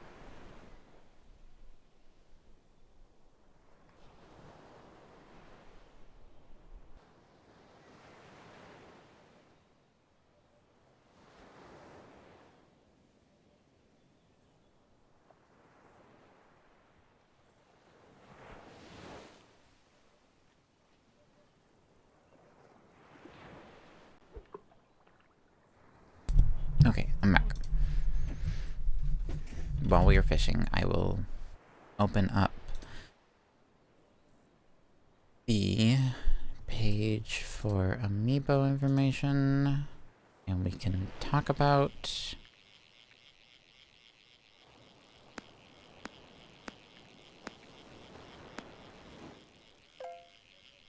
the ridiculous functionalities or lack of functionalities for amiibo.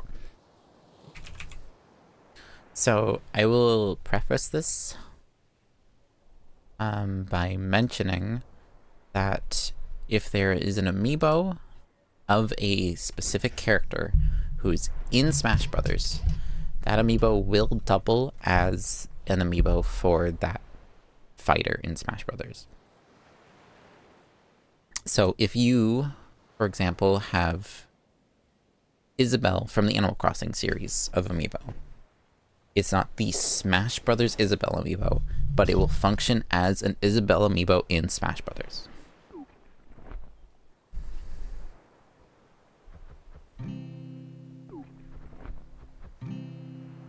Okay, so a lot of amiibo have double functionality. Because for Animal Crossing, for example, Isabelle amiibo, it functions as an Isabelle amiibo in Super Smash Brothers. If you're playing, if you're playing Amiibo Festival, and you don't have, and if you're playing Amiibo Festival and you have the Smash Brothers Isabelle amiibo, it will still function as an Isabelle amiibo in Amiibo Festival. If you're playing Animal Crossing and you use the Smash Brothers Isabelle amiibo, it will still function as an Isabelle.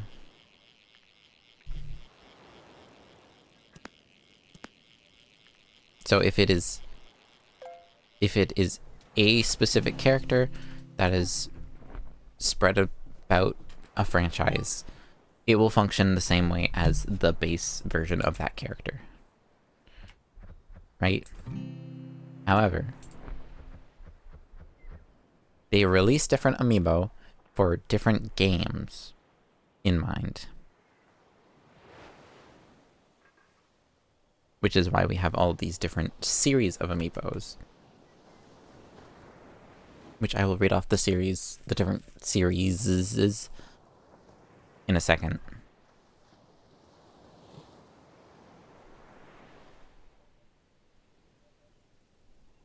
Yeah, my computer, Mario.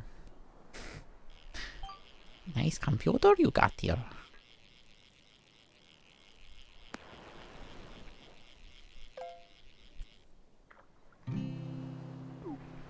Yaman. But yeah, we have a huge variety of series, different amiibo series. Because they release different amiibos for different games for different reasons. The first series of amiibos they made was the Smash Brothers amiibos, with the idea of you can scan in the amiibo and it becomes a new fighter that you can train, level up, and save to the amiibo, bring it to your friend's house, get your amiibos to fight each other, kind of like a Pokemon situation, or a Digimon, or whatever you wanna reference.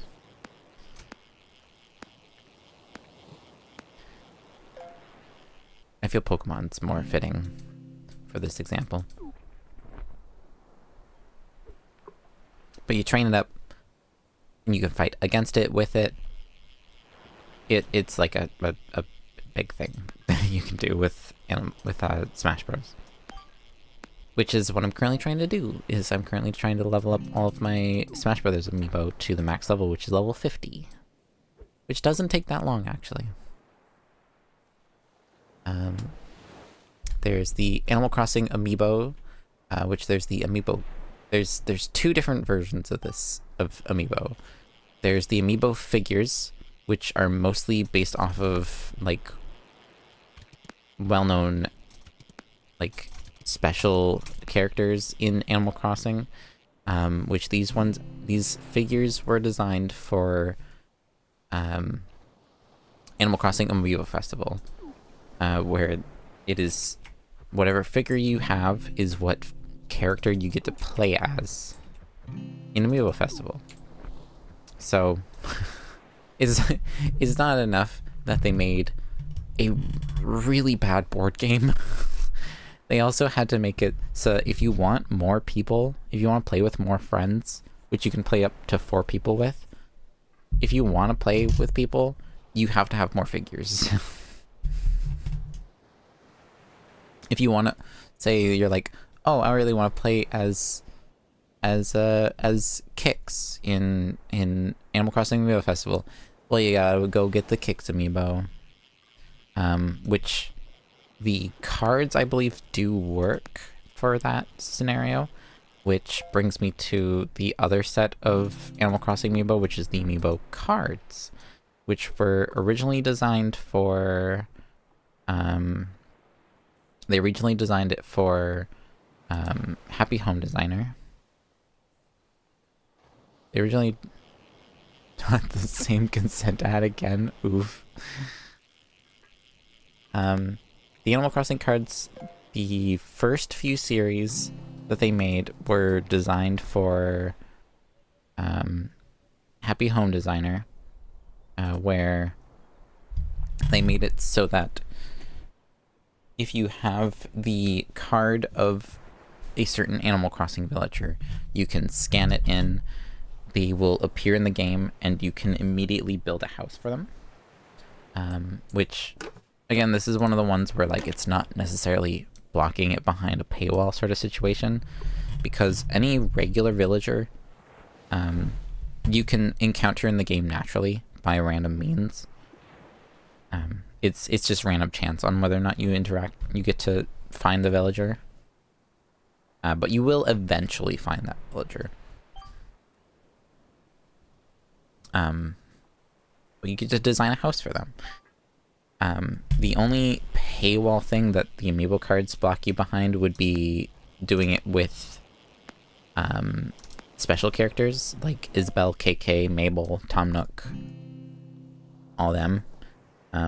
You have to have the amiibo in order to you have to have the amiibo in order to design houses for those characters. The amiibo cards got extended to the Animal Crossing New Leaf update, which was Welcome Amiibo, which just added amiibo functionality to Animal Crossing New Leaf and kind of gave you the same ability of, like, inviting them over to visit, and then you can invite them to stay in your town. Which then extended to Animal Crossing New Horizons, with doing the same idea of inviting them over and asking them to stay, and then also extending over to Happy Home Paradise, where you can again design the houses for them. New Horizons also added a thing where you can also get posters for each of the characters, and you can take photos with amiibo characters. You can get posters by normal means. It's just a million times harder because you have to have them on your island at least. I'm gonna skip over, like, the small collections of amiibo, which I'm just gonna chuck into miscellaneous, because most of them have, like, 1 or 2 amiibo in them, and it's just not worth explaining. Skip. Fire Emblem has an amiibo series. They only have 4 amiibo to it, but they do have a read-write feature, which I'm pretty sure in one of the Fire Emblem games on the 3DS, I think, you can scan them in, and they're basically like a trainable companion that you can level up and fight alongside. Which Fire Emblem game was that? Fire Emblem... Did I pick the single amiibo that does not apply to this? I may have just picked the single amiibo that does not apply to this feature.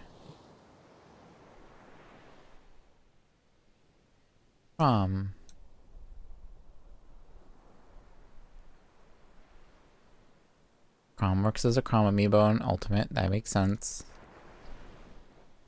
What? Huh? I could have sworn.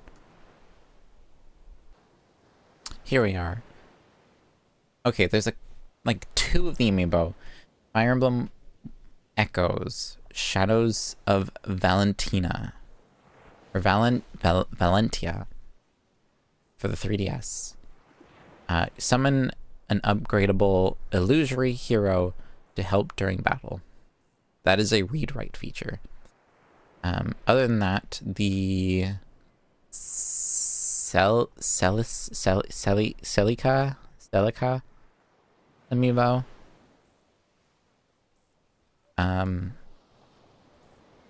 is literally only, for example, Fire Emblem Warriors for both 3DS and Switch. Receive a weapon. Fire Emblem 3 Houses. Unlock special piece of battle music / receive higher quality tier items. Fire Emblem Warriors 3 Hopes. Receive better quality randomized resources. Fire Emblem Engage. Receive fashion ticket and music ticket for unlocking any of the available costumes and music tracks. And for Smash Brothers Ultimate, receive a spirit of the character. That's it. It's literally just unlocks this. Kirby amiibo series, I'm pretty sure was specifically for the Planet Robobot game originally, which gave you a copy ability for each of the amiibo characters. There's the Metroid amiibo, which I'm pretty sure was mostly for Metroid Dread, because 3 of them are Metroid Dread references, which give you like permanent upgrades. There's Monster Hunter amiibo, which unlock equipment. That's it, pretty much. Monster Hunter Stories also has its own collection of amiibo, which I'm not sure what they do. Probably just unlock stuff. Receive a character-based Monstie Egg. You get a special monster. Unlockables. Paywall. The Shovel Knight series has a collection of amiibos, which is also probably one of the coolest read-write amiibos, because with the Shovel Knight amiibo in the Wii U version of the game, unlocks multiplayer. It's the only way you can play local 2-player or Shovel Knight is with an amiibo. Paywall. However, it is also a cool read-write feature where by playing with the amiibo character, which I think you can choose to play as your amiibo in single player as well, you do a level up system where as you're leveling up, you randomly unlock equipment. And you gain equipment that way instead of like playing through the game and having to go buy it. You just unlock equipment over time, which is kind of cool.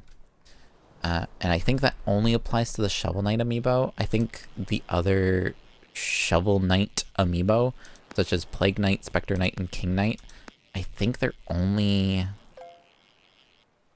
I'm going to double check.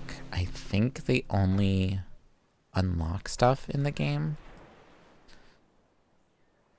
Because Shovel Knight got new content added. I think it was specifically the Switch version that the content got added.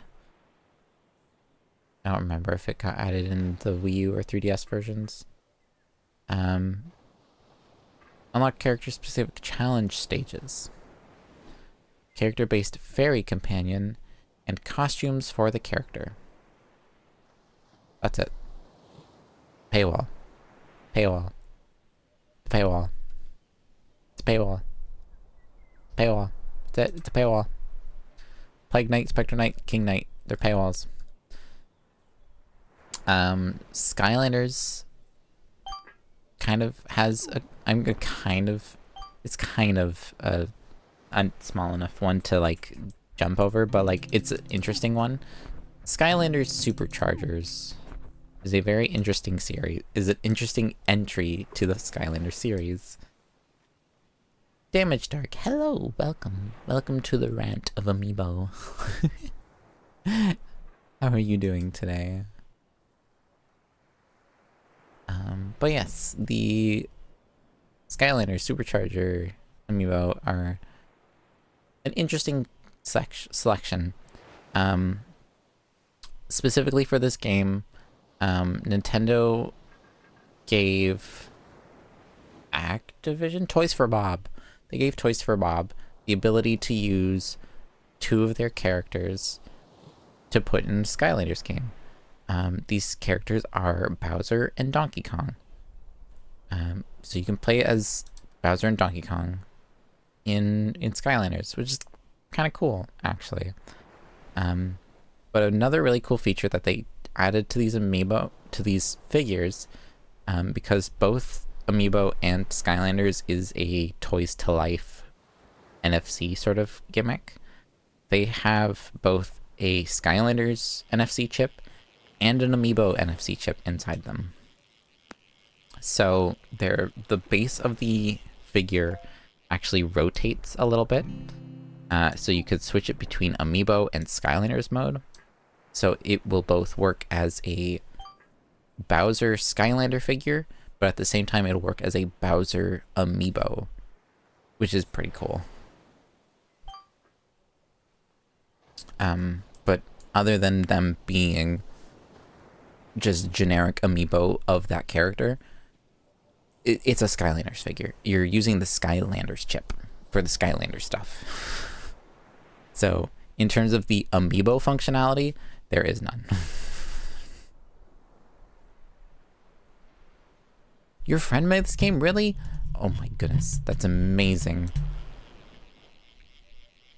This game is amazing. I love it. I want spooky things. This game's perfection. I just want spooky things. I want an optional secret that's spooky scary. That's all I want from this game. I think that's the only thing I ever talked about with this game, of being like, one thing that would be really cool.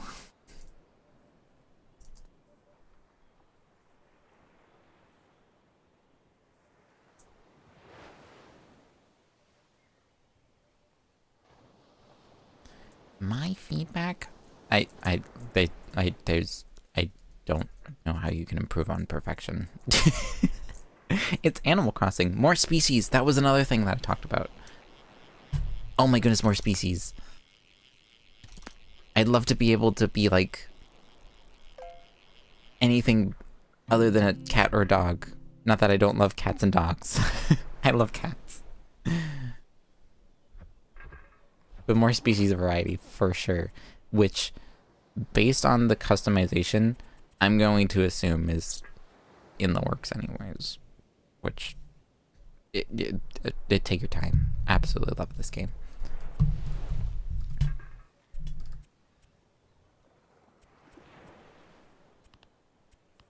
I think I literally just want more customization. Oh, we need a gender fluid title. Thank you. I appreciate it. I appreciate you jumping in here. I was going through the titles and it's super cool with all the inclusion, but there's no gender fluid title. And that's just a personal gripe that I am okay with just dealing with.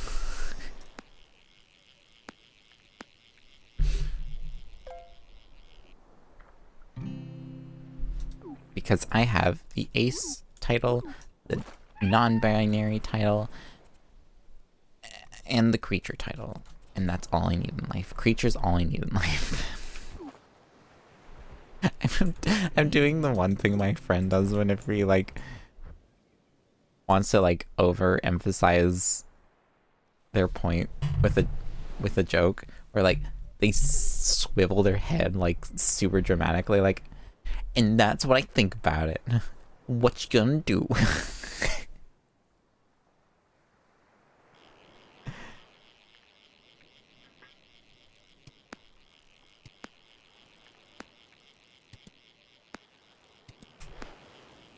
And you know what I think? I think you're a little silly Billy.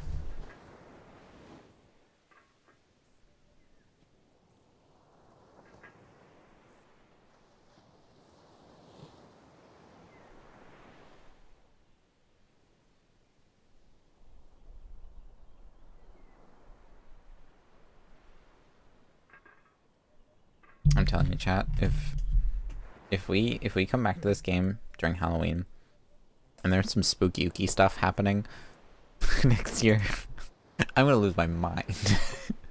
This is gonna be 10 out of 10 game of the year. As if it's not already.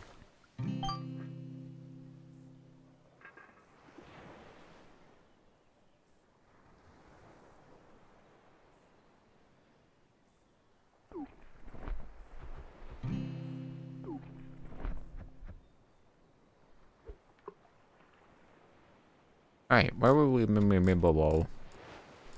me eat my cookie first.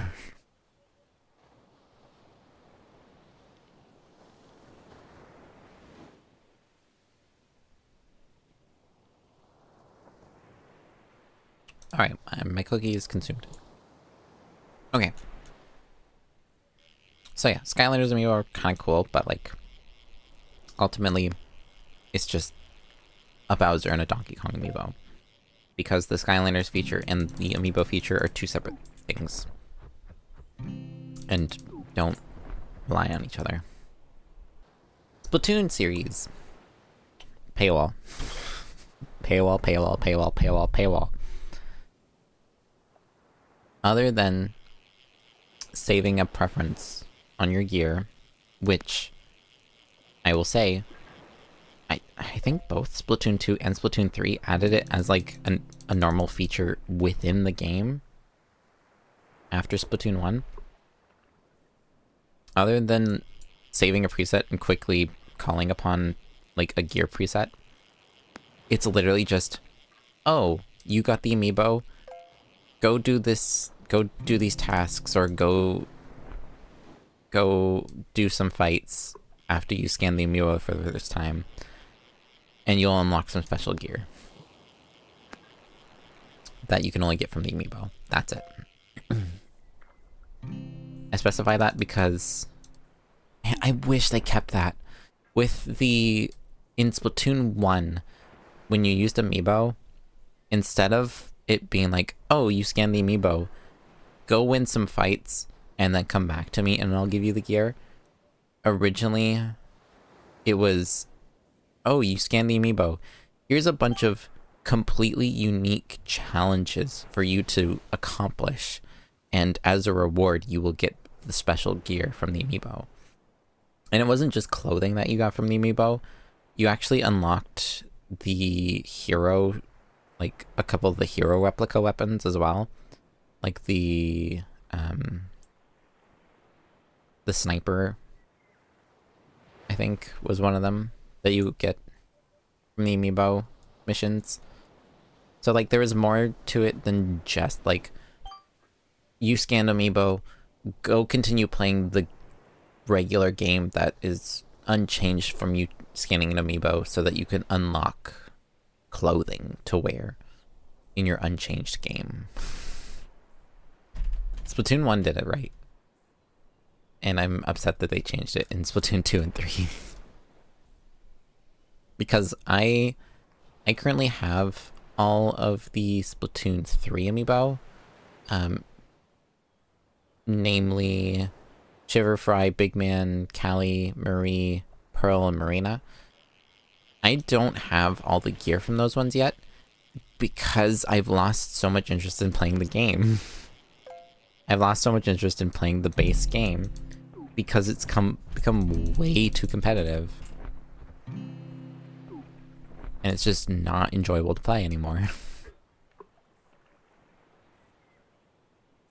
I don't want to have to go through the pain of like getting trampled, which you have to win. You have to get victories in order to get this gear. You have to get at least 10 victories for, so you get the shoes as just for scanning the amiibo for the first time. Then you have to get 10 victories in order to get the torso piece of the clothing. And then you have to get another 10 victories to get the headpiece. Which is a pain in the butt when the only remaining people on the game are tryhards. It sucks. Next set of amiibo is the Super Mario amiibo, actually. Which this series has a mixture of reasons that they were added. The first reason, which I already mentioned, was Mario Party 10. I think most of the first batch of the amiibo was Mario Party 10.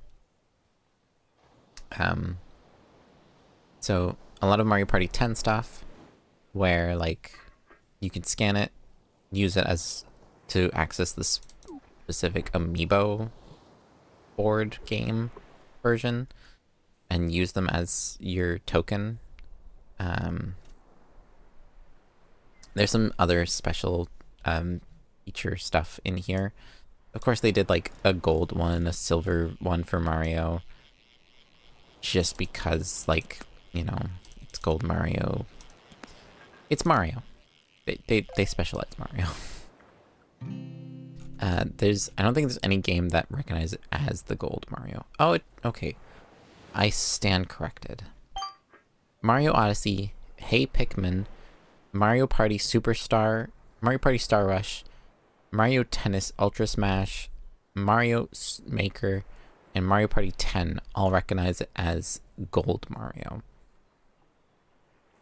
The Mario Odyssey one, specifically, I know what the Mario Odyssey functionality is. You unlock costumes for the amiibo, which you can just buy in-game from unlocking it. You can just unlock it in the shops in the game and buy them. I literally did not know that you had the ability to unlock costumes in Mario Odyssey until I got my Wedding Mario, Peach, and Bowser amiibo, which I only got this year. Because I went to look up, I wonder what functionalities these have, because they released 3 amiibo, Wedding Mario, Wedding Peach, and Wedding Bowser. It is them in their wedding outfits from Mario Odyssey. Those amiibo were specifically launched to go along with Mario Odyssey. Their functionalities is literally unlocking the wedding outfits early. That's it. You can get these wedding outfits without them. It also gives you a couple of different like abilities. Mario gives you like invincibility. Bowser reveals the location of regional coins, and Peach gives you a life up heart. So the thing that increases your points from 3 to 6. So they have other functionalities in Mario Odyssey, but specifically the wedding versions are just to unlock those outfits early. That's it. Because the reason I mentioned that, specifically the wedding ones, when I told you the information for the other functionalities of the Peach, Bowser, and Mario amiibos, I didn't look specifically at the wedding versions. I just looked at any Peach, Mario, and Bowser amiibo. Right now, I'm on the page for Smash Brothers Peach. And I can see that if I scan it in Mario Odyssey, I get a life up heart. If I go back, the Bowser amiibo I looked at is the generic Super Mario series Bowser amiibo. And I can see if I scan him in, he'll reveal regional coins. The only reason they specifically get the wedding versions is to unlock outfits which you can unlock without the amiibo. Because I didn't even know amiibo unlocked outfits originally.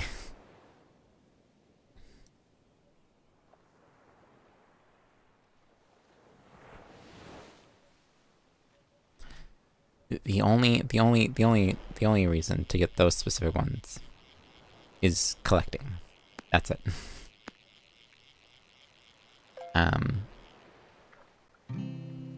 Like a lot of the this is a thing though. A lot of people are like, "Oh, it's paywall. It's paywall. It's a paywall." No, not really, because a lot, especially nowadays, I know very early on, especially like when I was talking about Splatoon, and it's still the case for Splatoon. Yes, that is a paywall. Locking those specific outfits behind a paywall. Yes, though that is still a paywall, for sure. But like, if you're someone who's looking to get the amiibo, you're not looking to get the amiibo for the sake of what the amiibo does. You're looking to get it for the sake of it being an amiibo. Because I have my amiibo collection. I love Nintendo. That's it. That's my reason. I love amiibo because I love amiibo.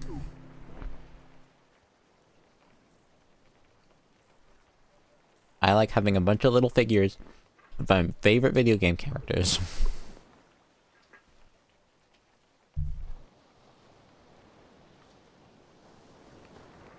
That also serve a second functionality than just being a figure.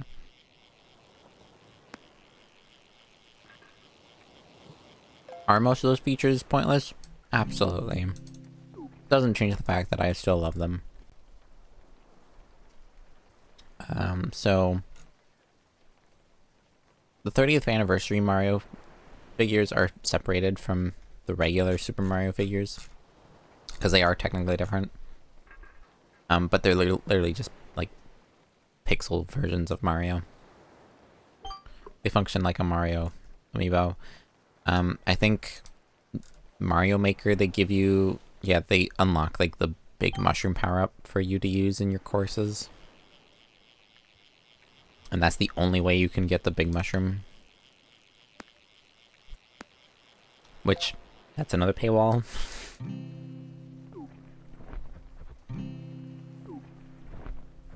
It's a weird paywall, honestly, but it's a paywall. Super Nintendo World series as well. All of the power-up bands from Super Nintendo World also double as amiibo of each of those characters. So if you get a Mario power-up band, it doubles as a Mario amiibo. If you go home and decide to use it as an amiibo, you can do that. But the main functionality of power-up bands is to interact with a park. But if you want to collect them, you can do that. There's Mario, Luigi, Peach, Daisy, Toad, Yoshi, a golden Mario one, and now Donkey Kong and Diddy Kong also got added to the collection, which is pretty cool. The biggest collection of amiibo, the Smash Brothers amiibo, which I've already explained on what those are. So we're gonna skip right now. I'm kidding. Yeah, there's literally an amiibo for every single fighter in Smash Brothers. I think everyone has their amiibos now. Yes, because I have Sora, and Sora was the last character to get added to Smash, I think. Oops, too far. Way too far. Yeah, Sora was the last character to get added to Smash. Everyone has their amiibo now. But yeah. You scan it in, you create a nickname for it, you choose what the color scheme is, that like the color palette that the amiibo will use. And they become like a little AI trained character that you can fight against and or fight with and train them to become a better fighter. And you can get bonuses from leveling them up and everything. That's pretty much it. There's one for every character. Some characters have 2 amiibo. Of course, most of them are based off of...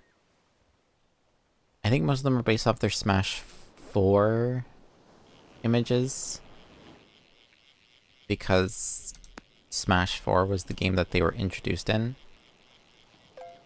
Link is one of, like, the perfect examples, because it's still Twilight Princess Link. But now, in Smash Ultimate, it's Breath of the Wild Link. Which they have not made a second Smash amiibo for Link, which they should. But yeah, every single character has an amiibo. Mega Man technically has 2 Smash amiibo. They repurposed his Smash Brothers amiibo and painted it gold for... Which game was it? Mega Man... Was it Mega Man 11 or Mega Man Legacy Collection?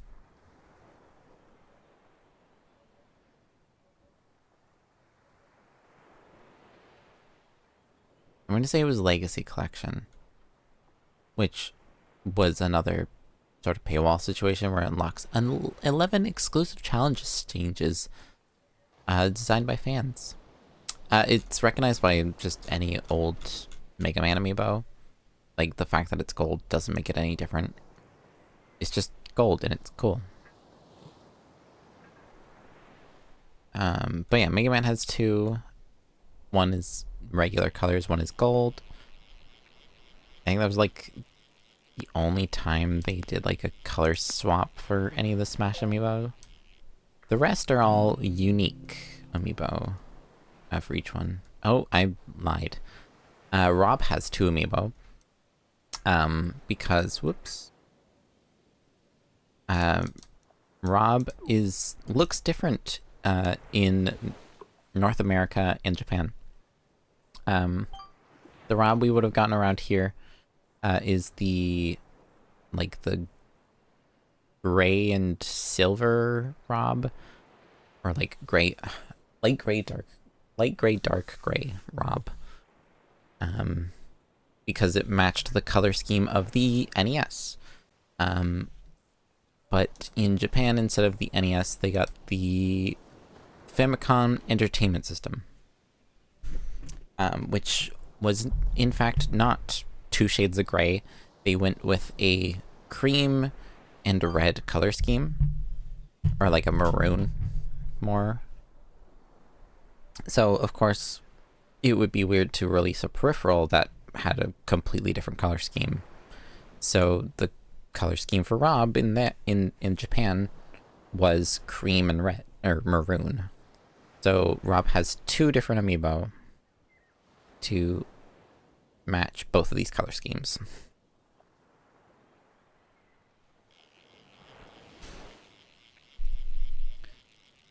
The first example of 2 completely different amiibo for a character was Cloud. Cloud got 2 different amiibo because Cloud has 2 separate outfits. So they made 2 different Cloud figures to represent the different outfits. I'm now realizing someone who should have gotten 2 different amiibo, which is Robin, who didn't, which is a shame. After Cloud, Corrin also got 2 amiibo, both for male and female versions of Corrin. Bayonetta got 2 different amiibo, one for the Bayonetta 2 design, one for the Bayonetta 1 design. I guess Cloud's... I can explain Cloud's designs. The first one is Final Fantasy VII Cloud, and the second one is Final Fantasy VII Avant Children Cloud design. And then we got all of the DLC fighters and our additions for Smash Ultimate. Boopity boopity beepity doo. That's where Isabel got her Smash Amiibo. And Steve also technically got 2 amiibos, because there's Steve and Alex. Pyra and Mithra also got 2 amiibos, because it's a 2-in-1 character. So they just made 2 amiibo, one for Pyra, one for Mithra. And then we have the Zelda amiibo, which have a plethora of different functionalities.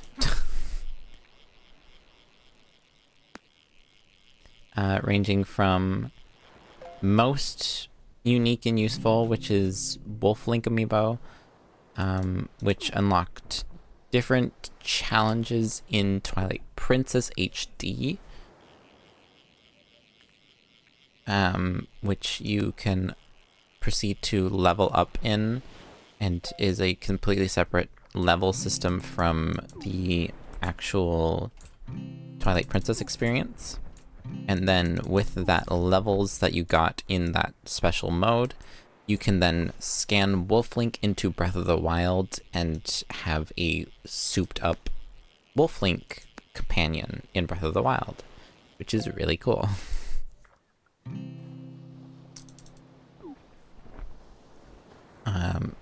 So ranging from that being the most interesting to literally just costumes and gear unlocks for Breath of the Wild or Tears of the Kingdom.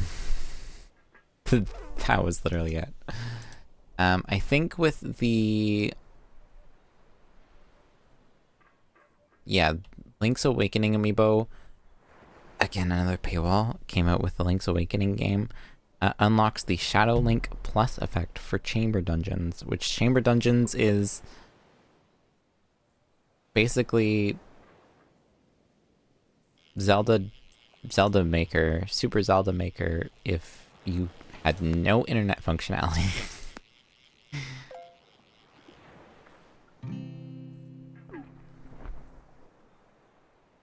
Got everyone's hopes up for Zelda Dungeon Maker, and just that's what we got. But yeah, classic Link amiibo unlocks the classic Link outfit in Breath of the Wild. Ocarina of Time amiibo unlocks the Ocarina of Time outfit.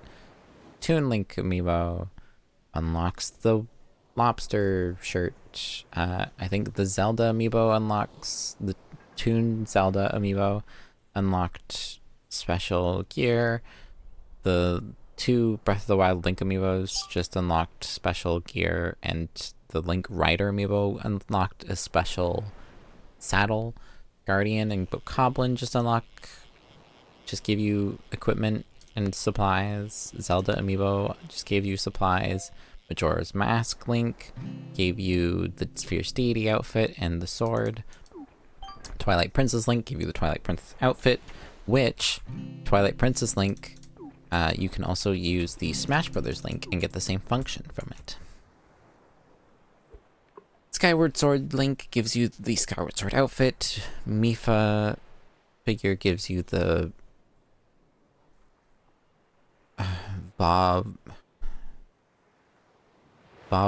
mask. Each of the champions give you the mask corresponding to that Divine Beast. There's the name. Link's Awakening amiibo actually gives you the Link's Awakening outfit in Tears of the Kingdom, as well as the Link's Awakening functionality. I think every single one of these Link amiibo function as a Link amiibo in Smash Bros. Let me check with Tears of the Kingdom Link. Yep, it functions as a Link amiibo.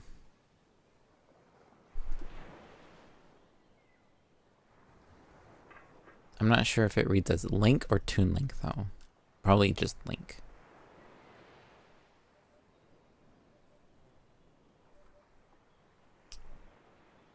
Ganondorf unlocks a specific sailcloth in Tears of the Kingdom. All the Tears of the Kingdom ones just unlock sailcloth designs. And probably the one amiibo that like most people got upset about was the Zelda and Loftwing amiibo for Skyward Sword HD, which unlocked the ability to return to the sky wherever you're at. You don't have to go to any of the teleport locations, which a lot of people were upset about. But like, it's not a overly helpful feature because there's so many like warp points that like I never felt like, ugh, I wish I could just warp out of here whenever. I did use it later on down the road just to save like that little bit much more time, like a minute basically. But other than that, I didn't use it. Xenoblade Chronicles 3 has 2 amiibo, literally just costume unlocks. Yoshi's Woolly World had a collection of amiibo. Again, costume unlocks. That's it. It's just costume unlocks. It's just costume unlocks. Poochie and Yoshi's Woolly World has a Poochie amiibo that came out, which just gives you the ability to summon Poochie whenever in the Woolly World games. For some reason they put... Oh wait, did they just stick all the amiibo cards at the bottom? They did, okay. That's all like the major collections. There are, like I said, there are some that I kind of jumped over. Oh yeah, there's like a bunch of amiibo cards. Mario Sports Superstar series, also Superstar got a collection of amiibo, which all those do have read-write features, which is pretty cool. They only work with Sports Superstars though. That's the only exception of like, it does not function as a Mario amiibo. It may be Mario on the card, but it does not function as Mario. And it only functions as Mario playing soccer. That's it.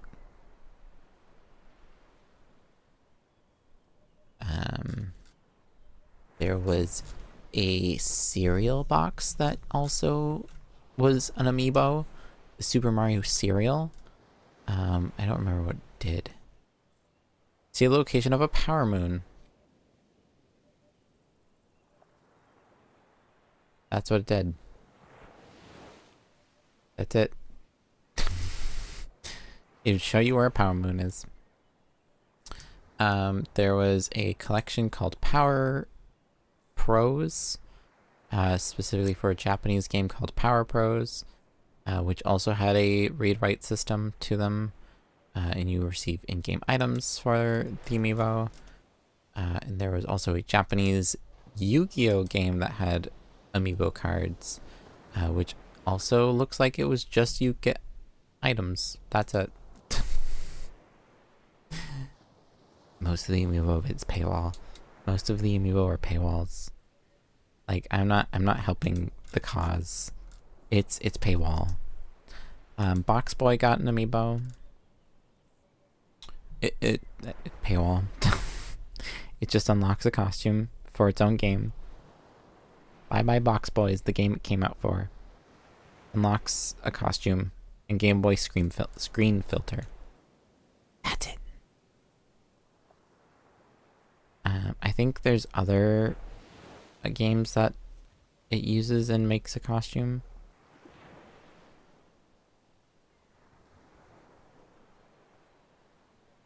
I think it's Kirby Battle Royale is the game I'm thinking of. But yeah, a lot of these amiibo also did get like double used. So like in its own game it may have like one functionality, but like in other games they added functionality for it.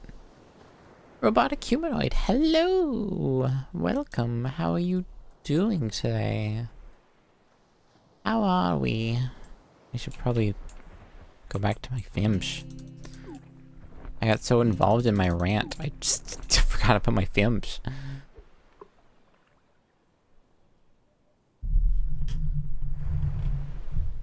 Barely did any crime so far. Hey, that's good.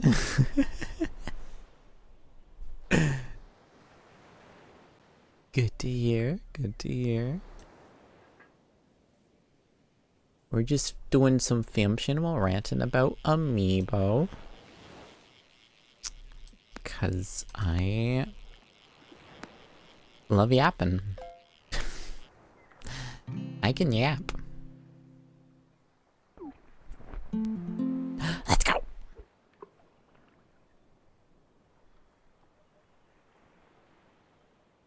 Come for the fish, stay for the right, for the yap. And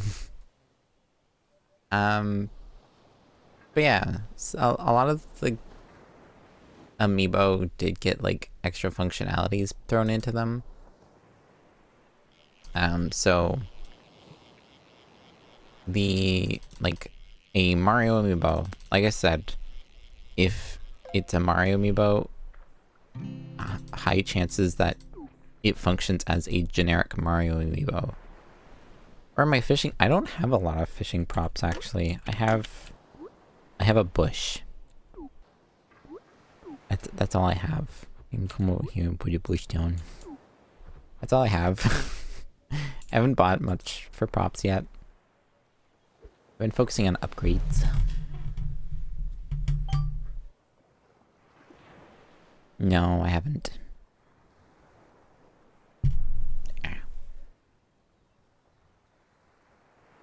What the heck? I'm sorry.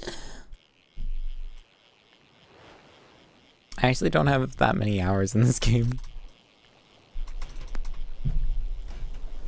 I probably will, honestly. The phone was hitting hard, man. I gotta go buy. It's gotta happen right now. Hang on.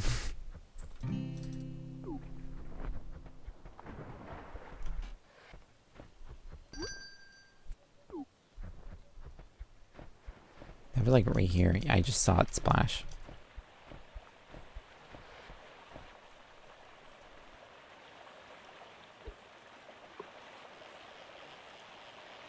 So, okay, Amiibo. While we're going to buy stuff, Amiibo. That's a big fish.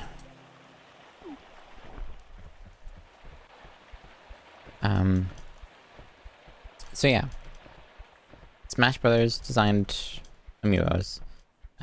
For example, you know what? For example, we'll say the Mega Man Amiibo, just because it doesn't have a lot of functionality in and of itself.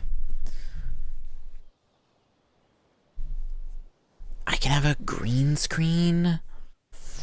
I can have a green screen. Oh, it's a fart balloon. That we do this. Royalty-free boombox prop. It's royalty-free. Let's go. Therapy seat.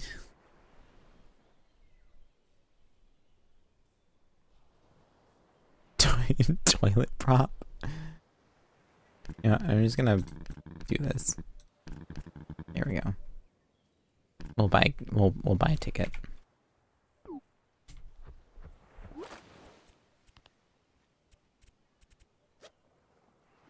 Oh, I have a chest.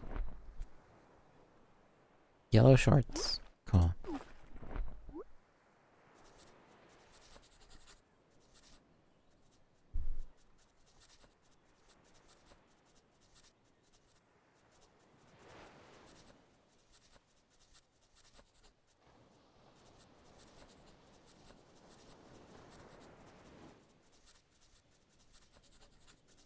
I have such bad luck.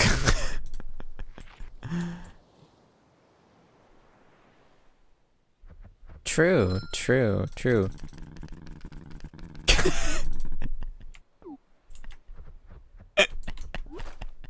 Statistically, this is the greatest idea I've had in my life.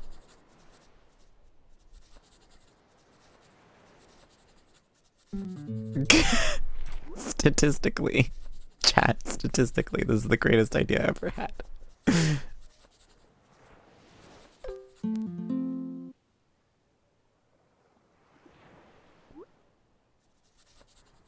I don't know how many. We bought 16 of these tickets.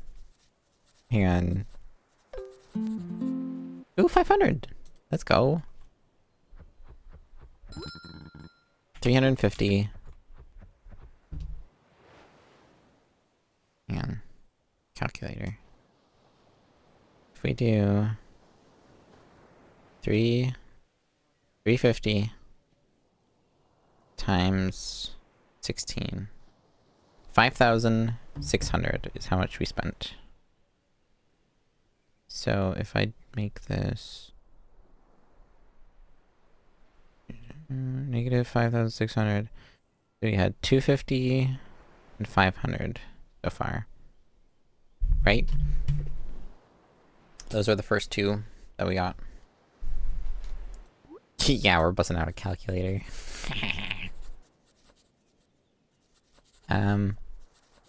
Okay, Mega Man amiibo. Woof. So when they first made the Mega Man amiibo, all it does is just lets you make the fighter in Smash Bros, right? Get out of here. It's just the Smash fighter, right? But then they repurposed the amiibo for Mega Man Legacy, and then it unlocks more stuff in that game. They also repurposed it for Mario Kart, where if you scan it in Mario Kart 8 and 8 Deluxe, I think, you will unlock a costume, a Mega Man costume that you can put your Miis in. This is not turning out very well.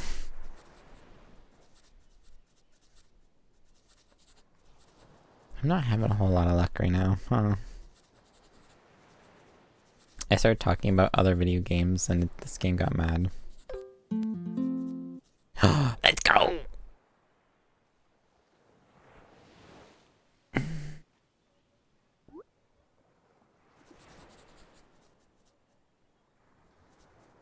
Yeah, pretty much. I'm just an amiibo expert. That's all I'm here for.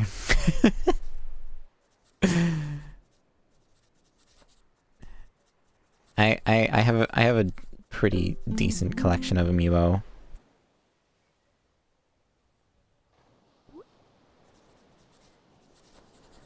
I have not made my money back yet. But we might with this card. Let's go.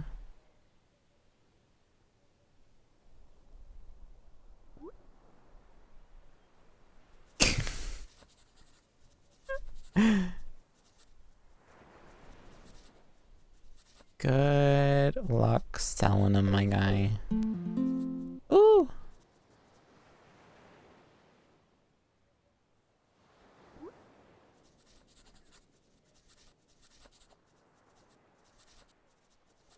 They're all out of box and they're all beat up. No one's gonna buy them. Ooh!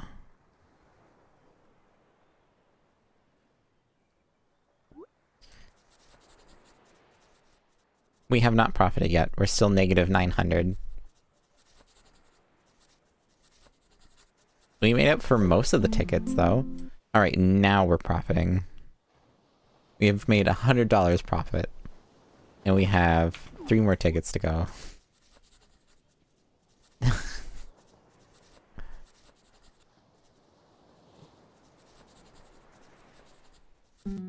Oof. You found her calling. The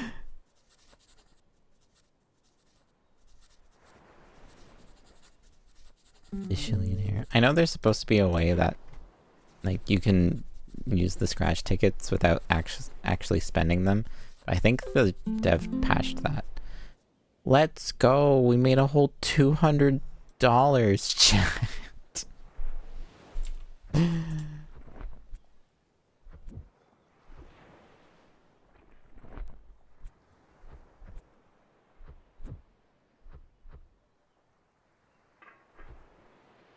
We made back a whole $200. Retirement time. We'll do it again. I'm addicted now. Look what you've done to me, chat. I'm addicted to it now.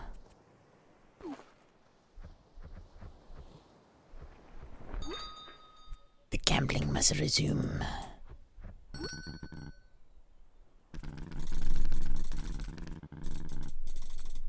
The gambling must resume.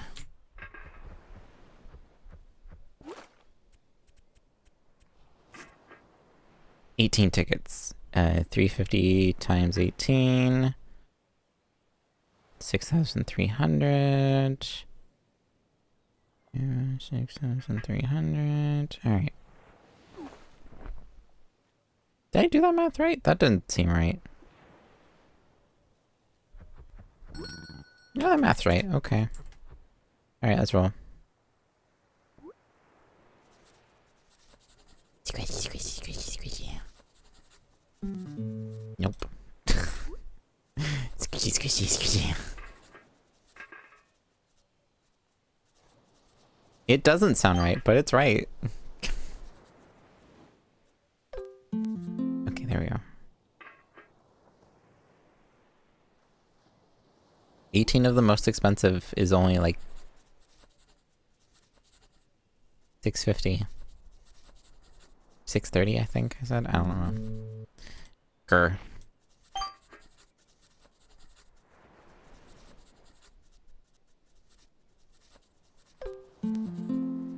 Plus 100.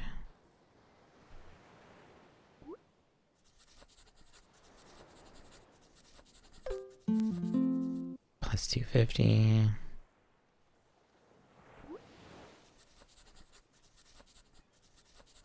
At any point we don't at least make back what we spent, we're done. Actually, it's end stream time anyways, so we'll finish this batch and then call it.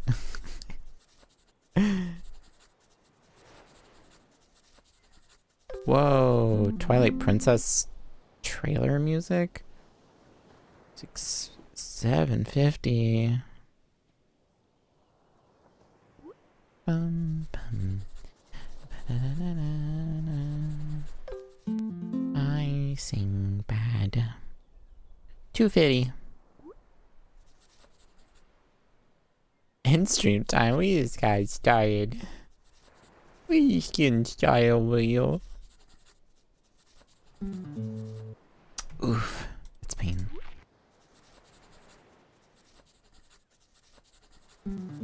Oof.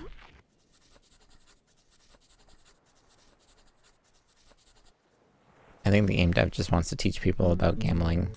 Gambling's bad. Don't do it.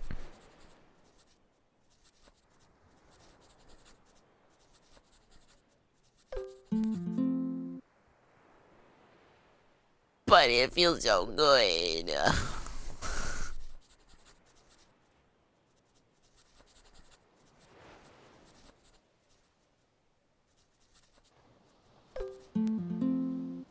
Oh gosh.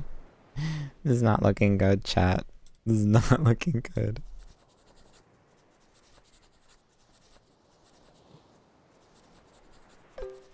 Mm-hmm.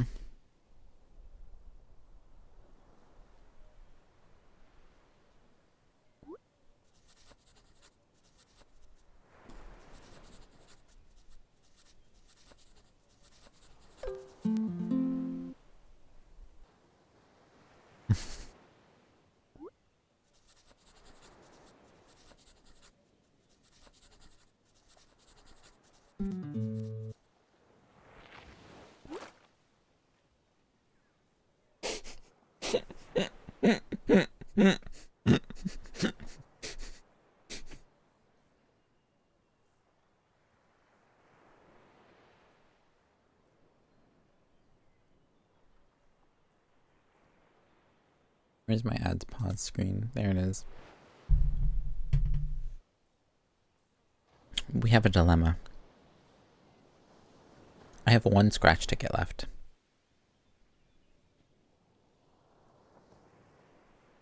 One could say you're, the gambler.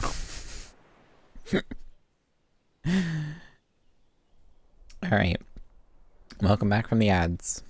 We have a problem. We have a significant problem. We have one ticket left. And we are still negative $3,000.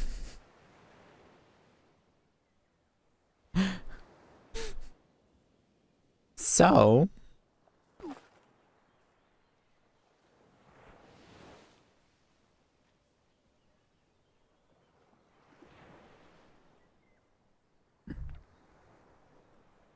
Was it really the same ad 5 times in a row? That sucks. I have no control over that. You'd have to talk to Twitch about that one.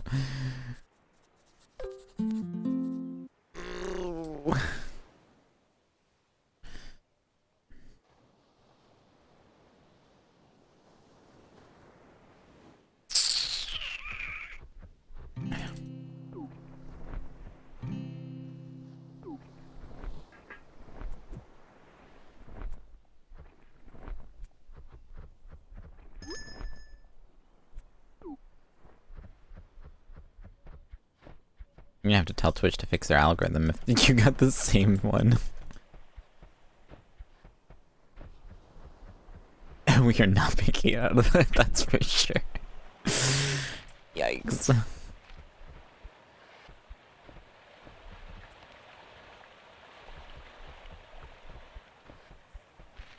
Well,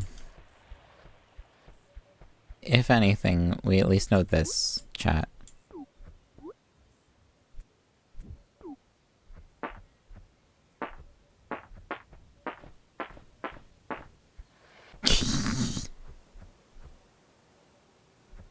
I really should have.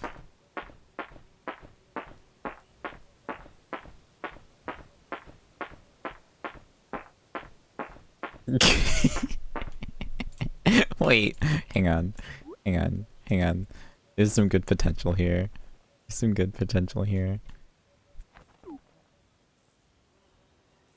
Oh no, invalid prop placement. No, you can't put other props inside of props. I had a brilliant idea of like placing down the picnic table and then putting the... It might be possible. Hang on. It might be possible.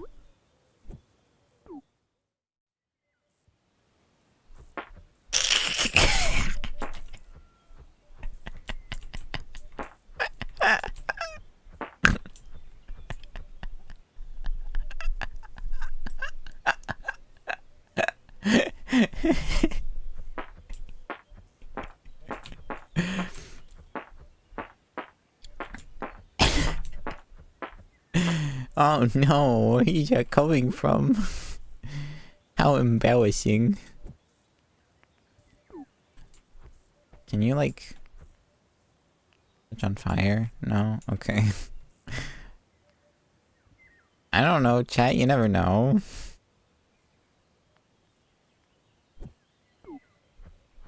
Digitally. Why can't you sit on the toilet? Like, you can only get in the toilet. That's not quite what I meant by sitting in the toilet.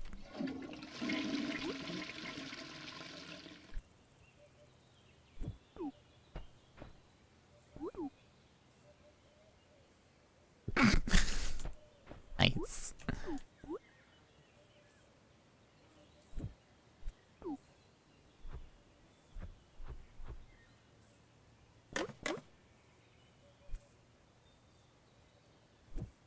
Ah, do is a green screen.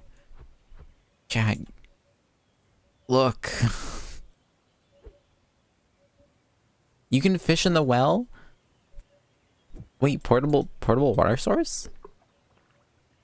Yo, that's cool.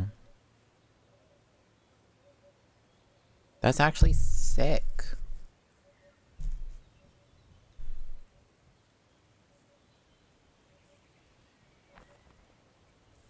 I want to catch a fish out of the well now. catching a fish out of the well and then we're ending stream.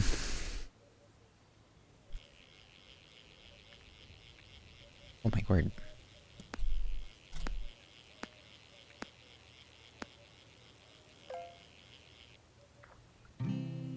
Look at him.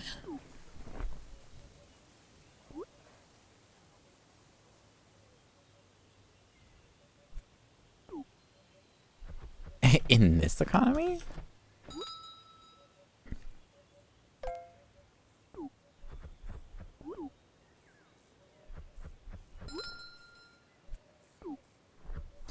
More gambling money. Actually, I just had an idea. I want to try it. Not me being like...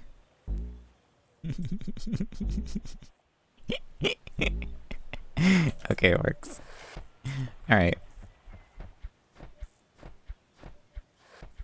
There we go. I'm end stream. Wait, I can just...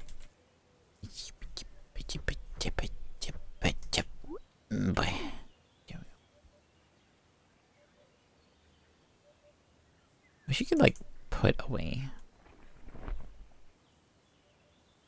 I'm Kiki Cider. Welcome to my show.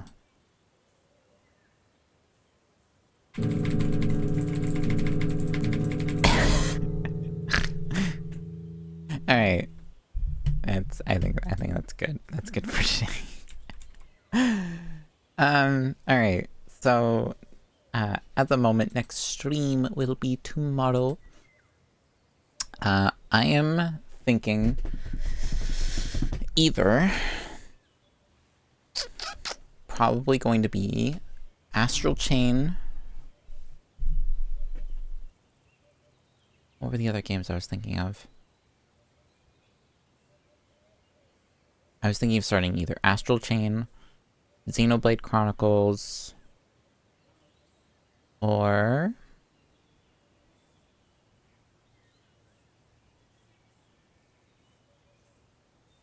the other game that I can totally remember.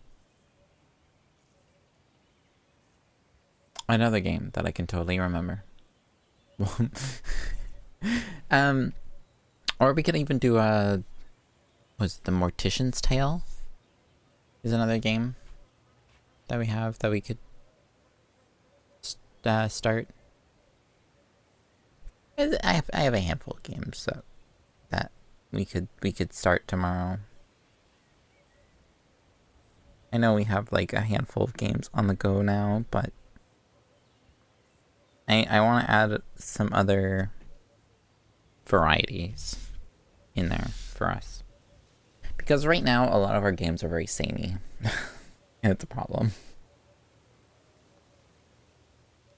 But yeah, I'm gonna go for now. Thank you all for joining. I hope you all have a wonderful remainder of your night or days or whatever time zones you may be in.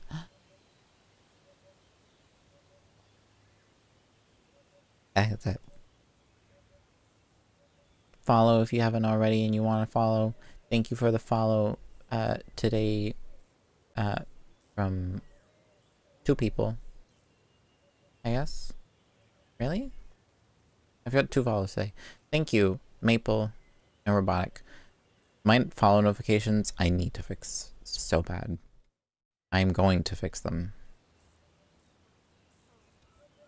this weekend. I might just have to use something else for follow notifications because it's not working. Anyways, thank you all for joining, and I hope to see you all tomorrow.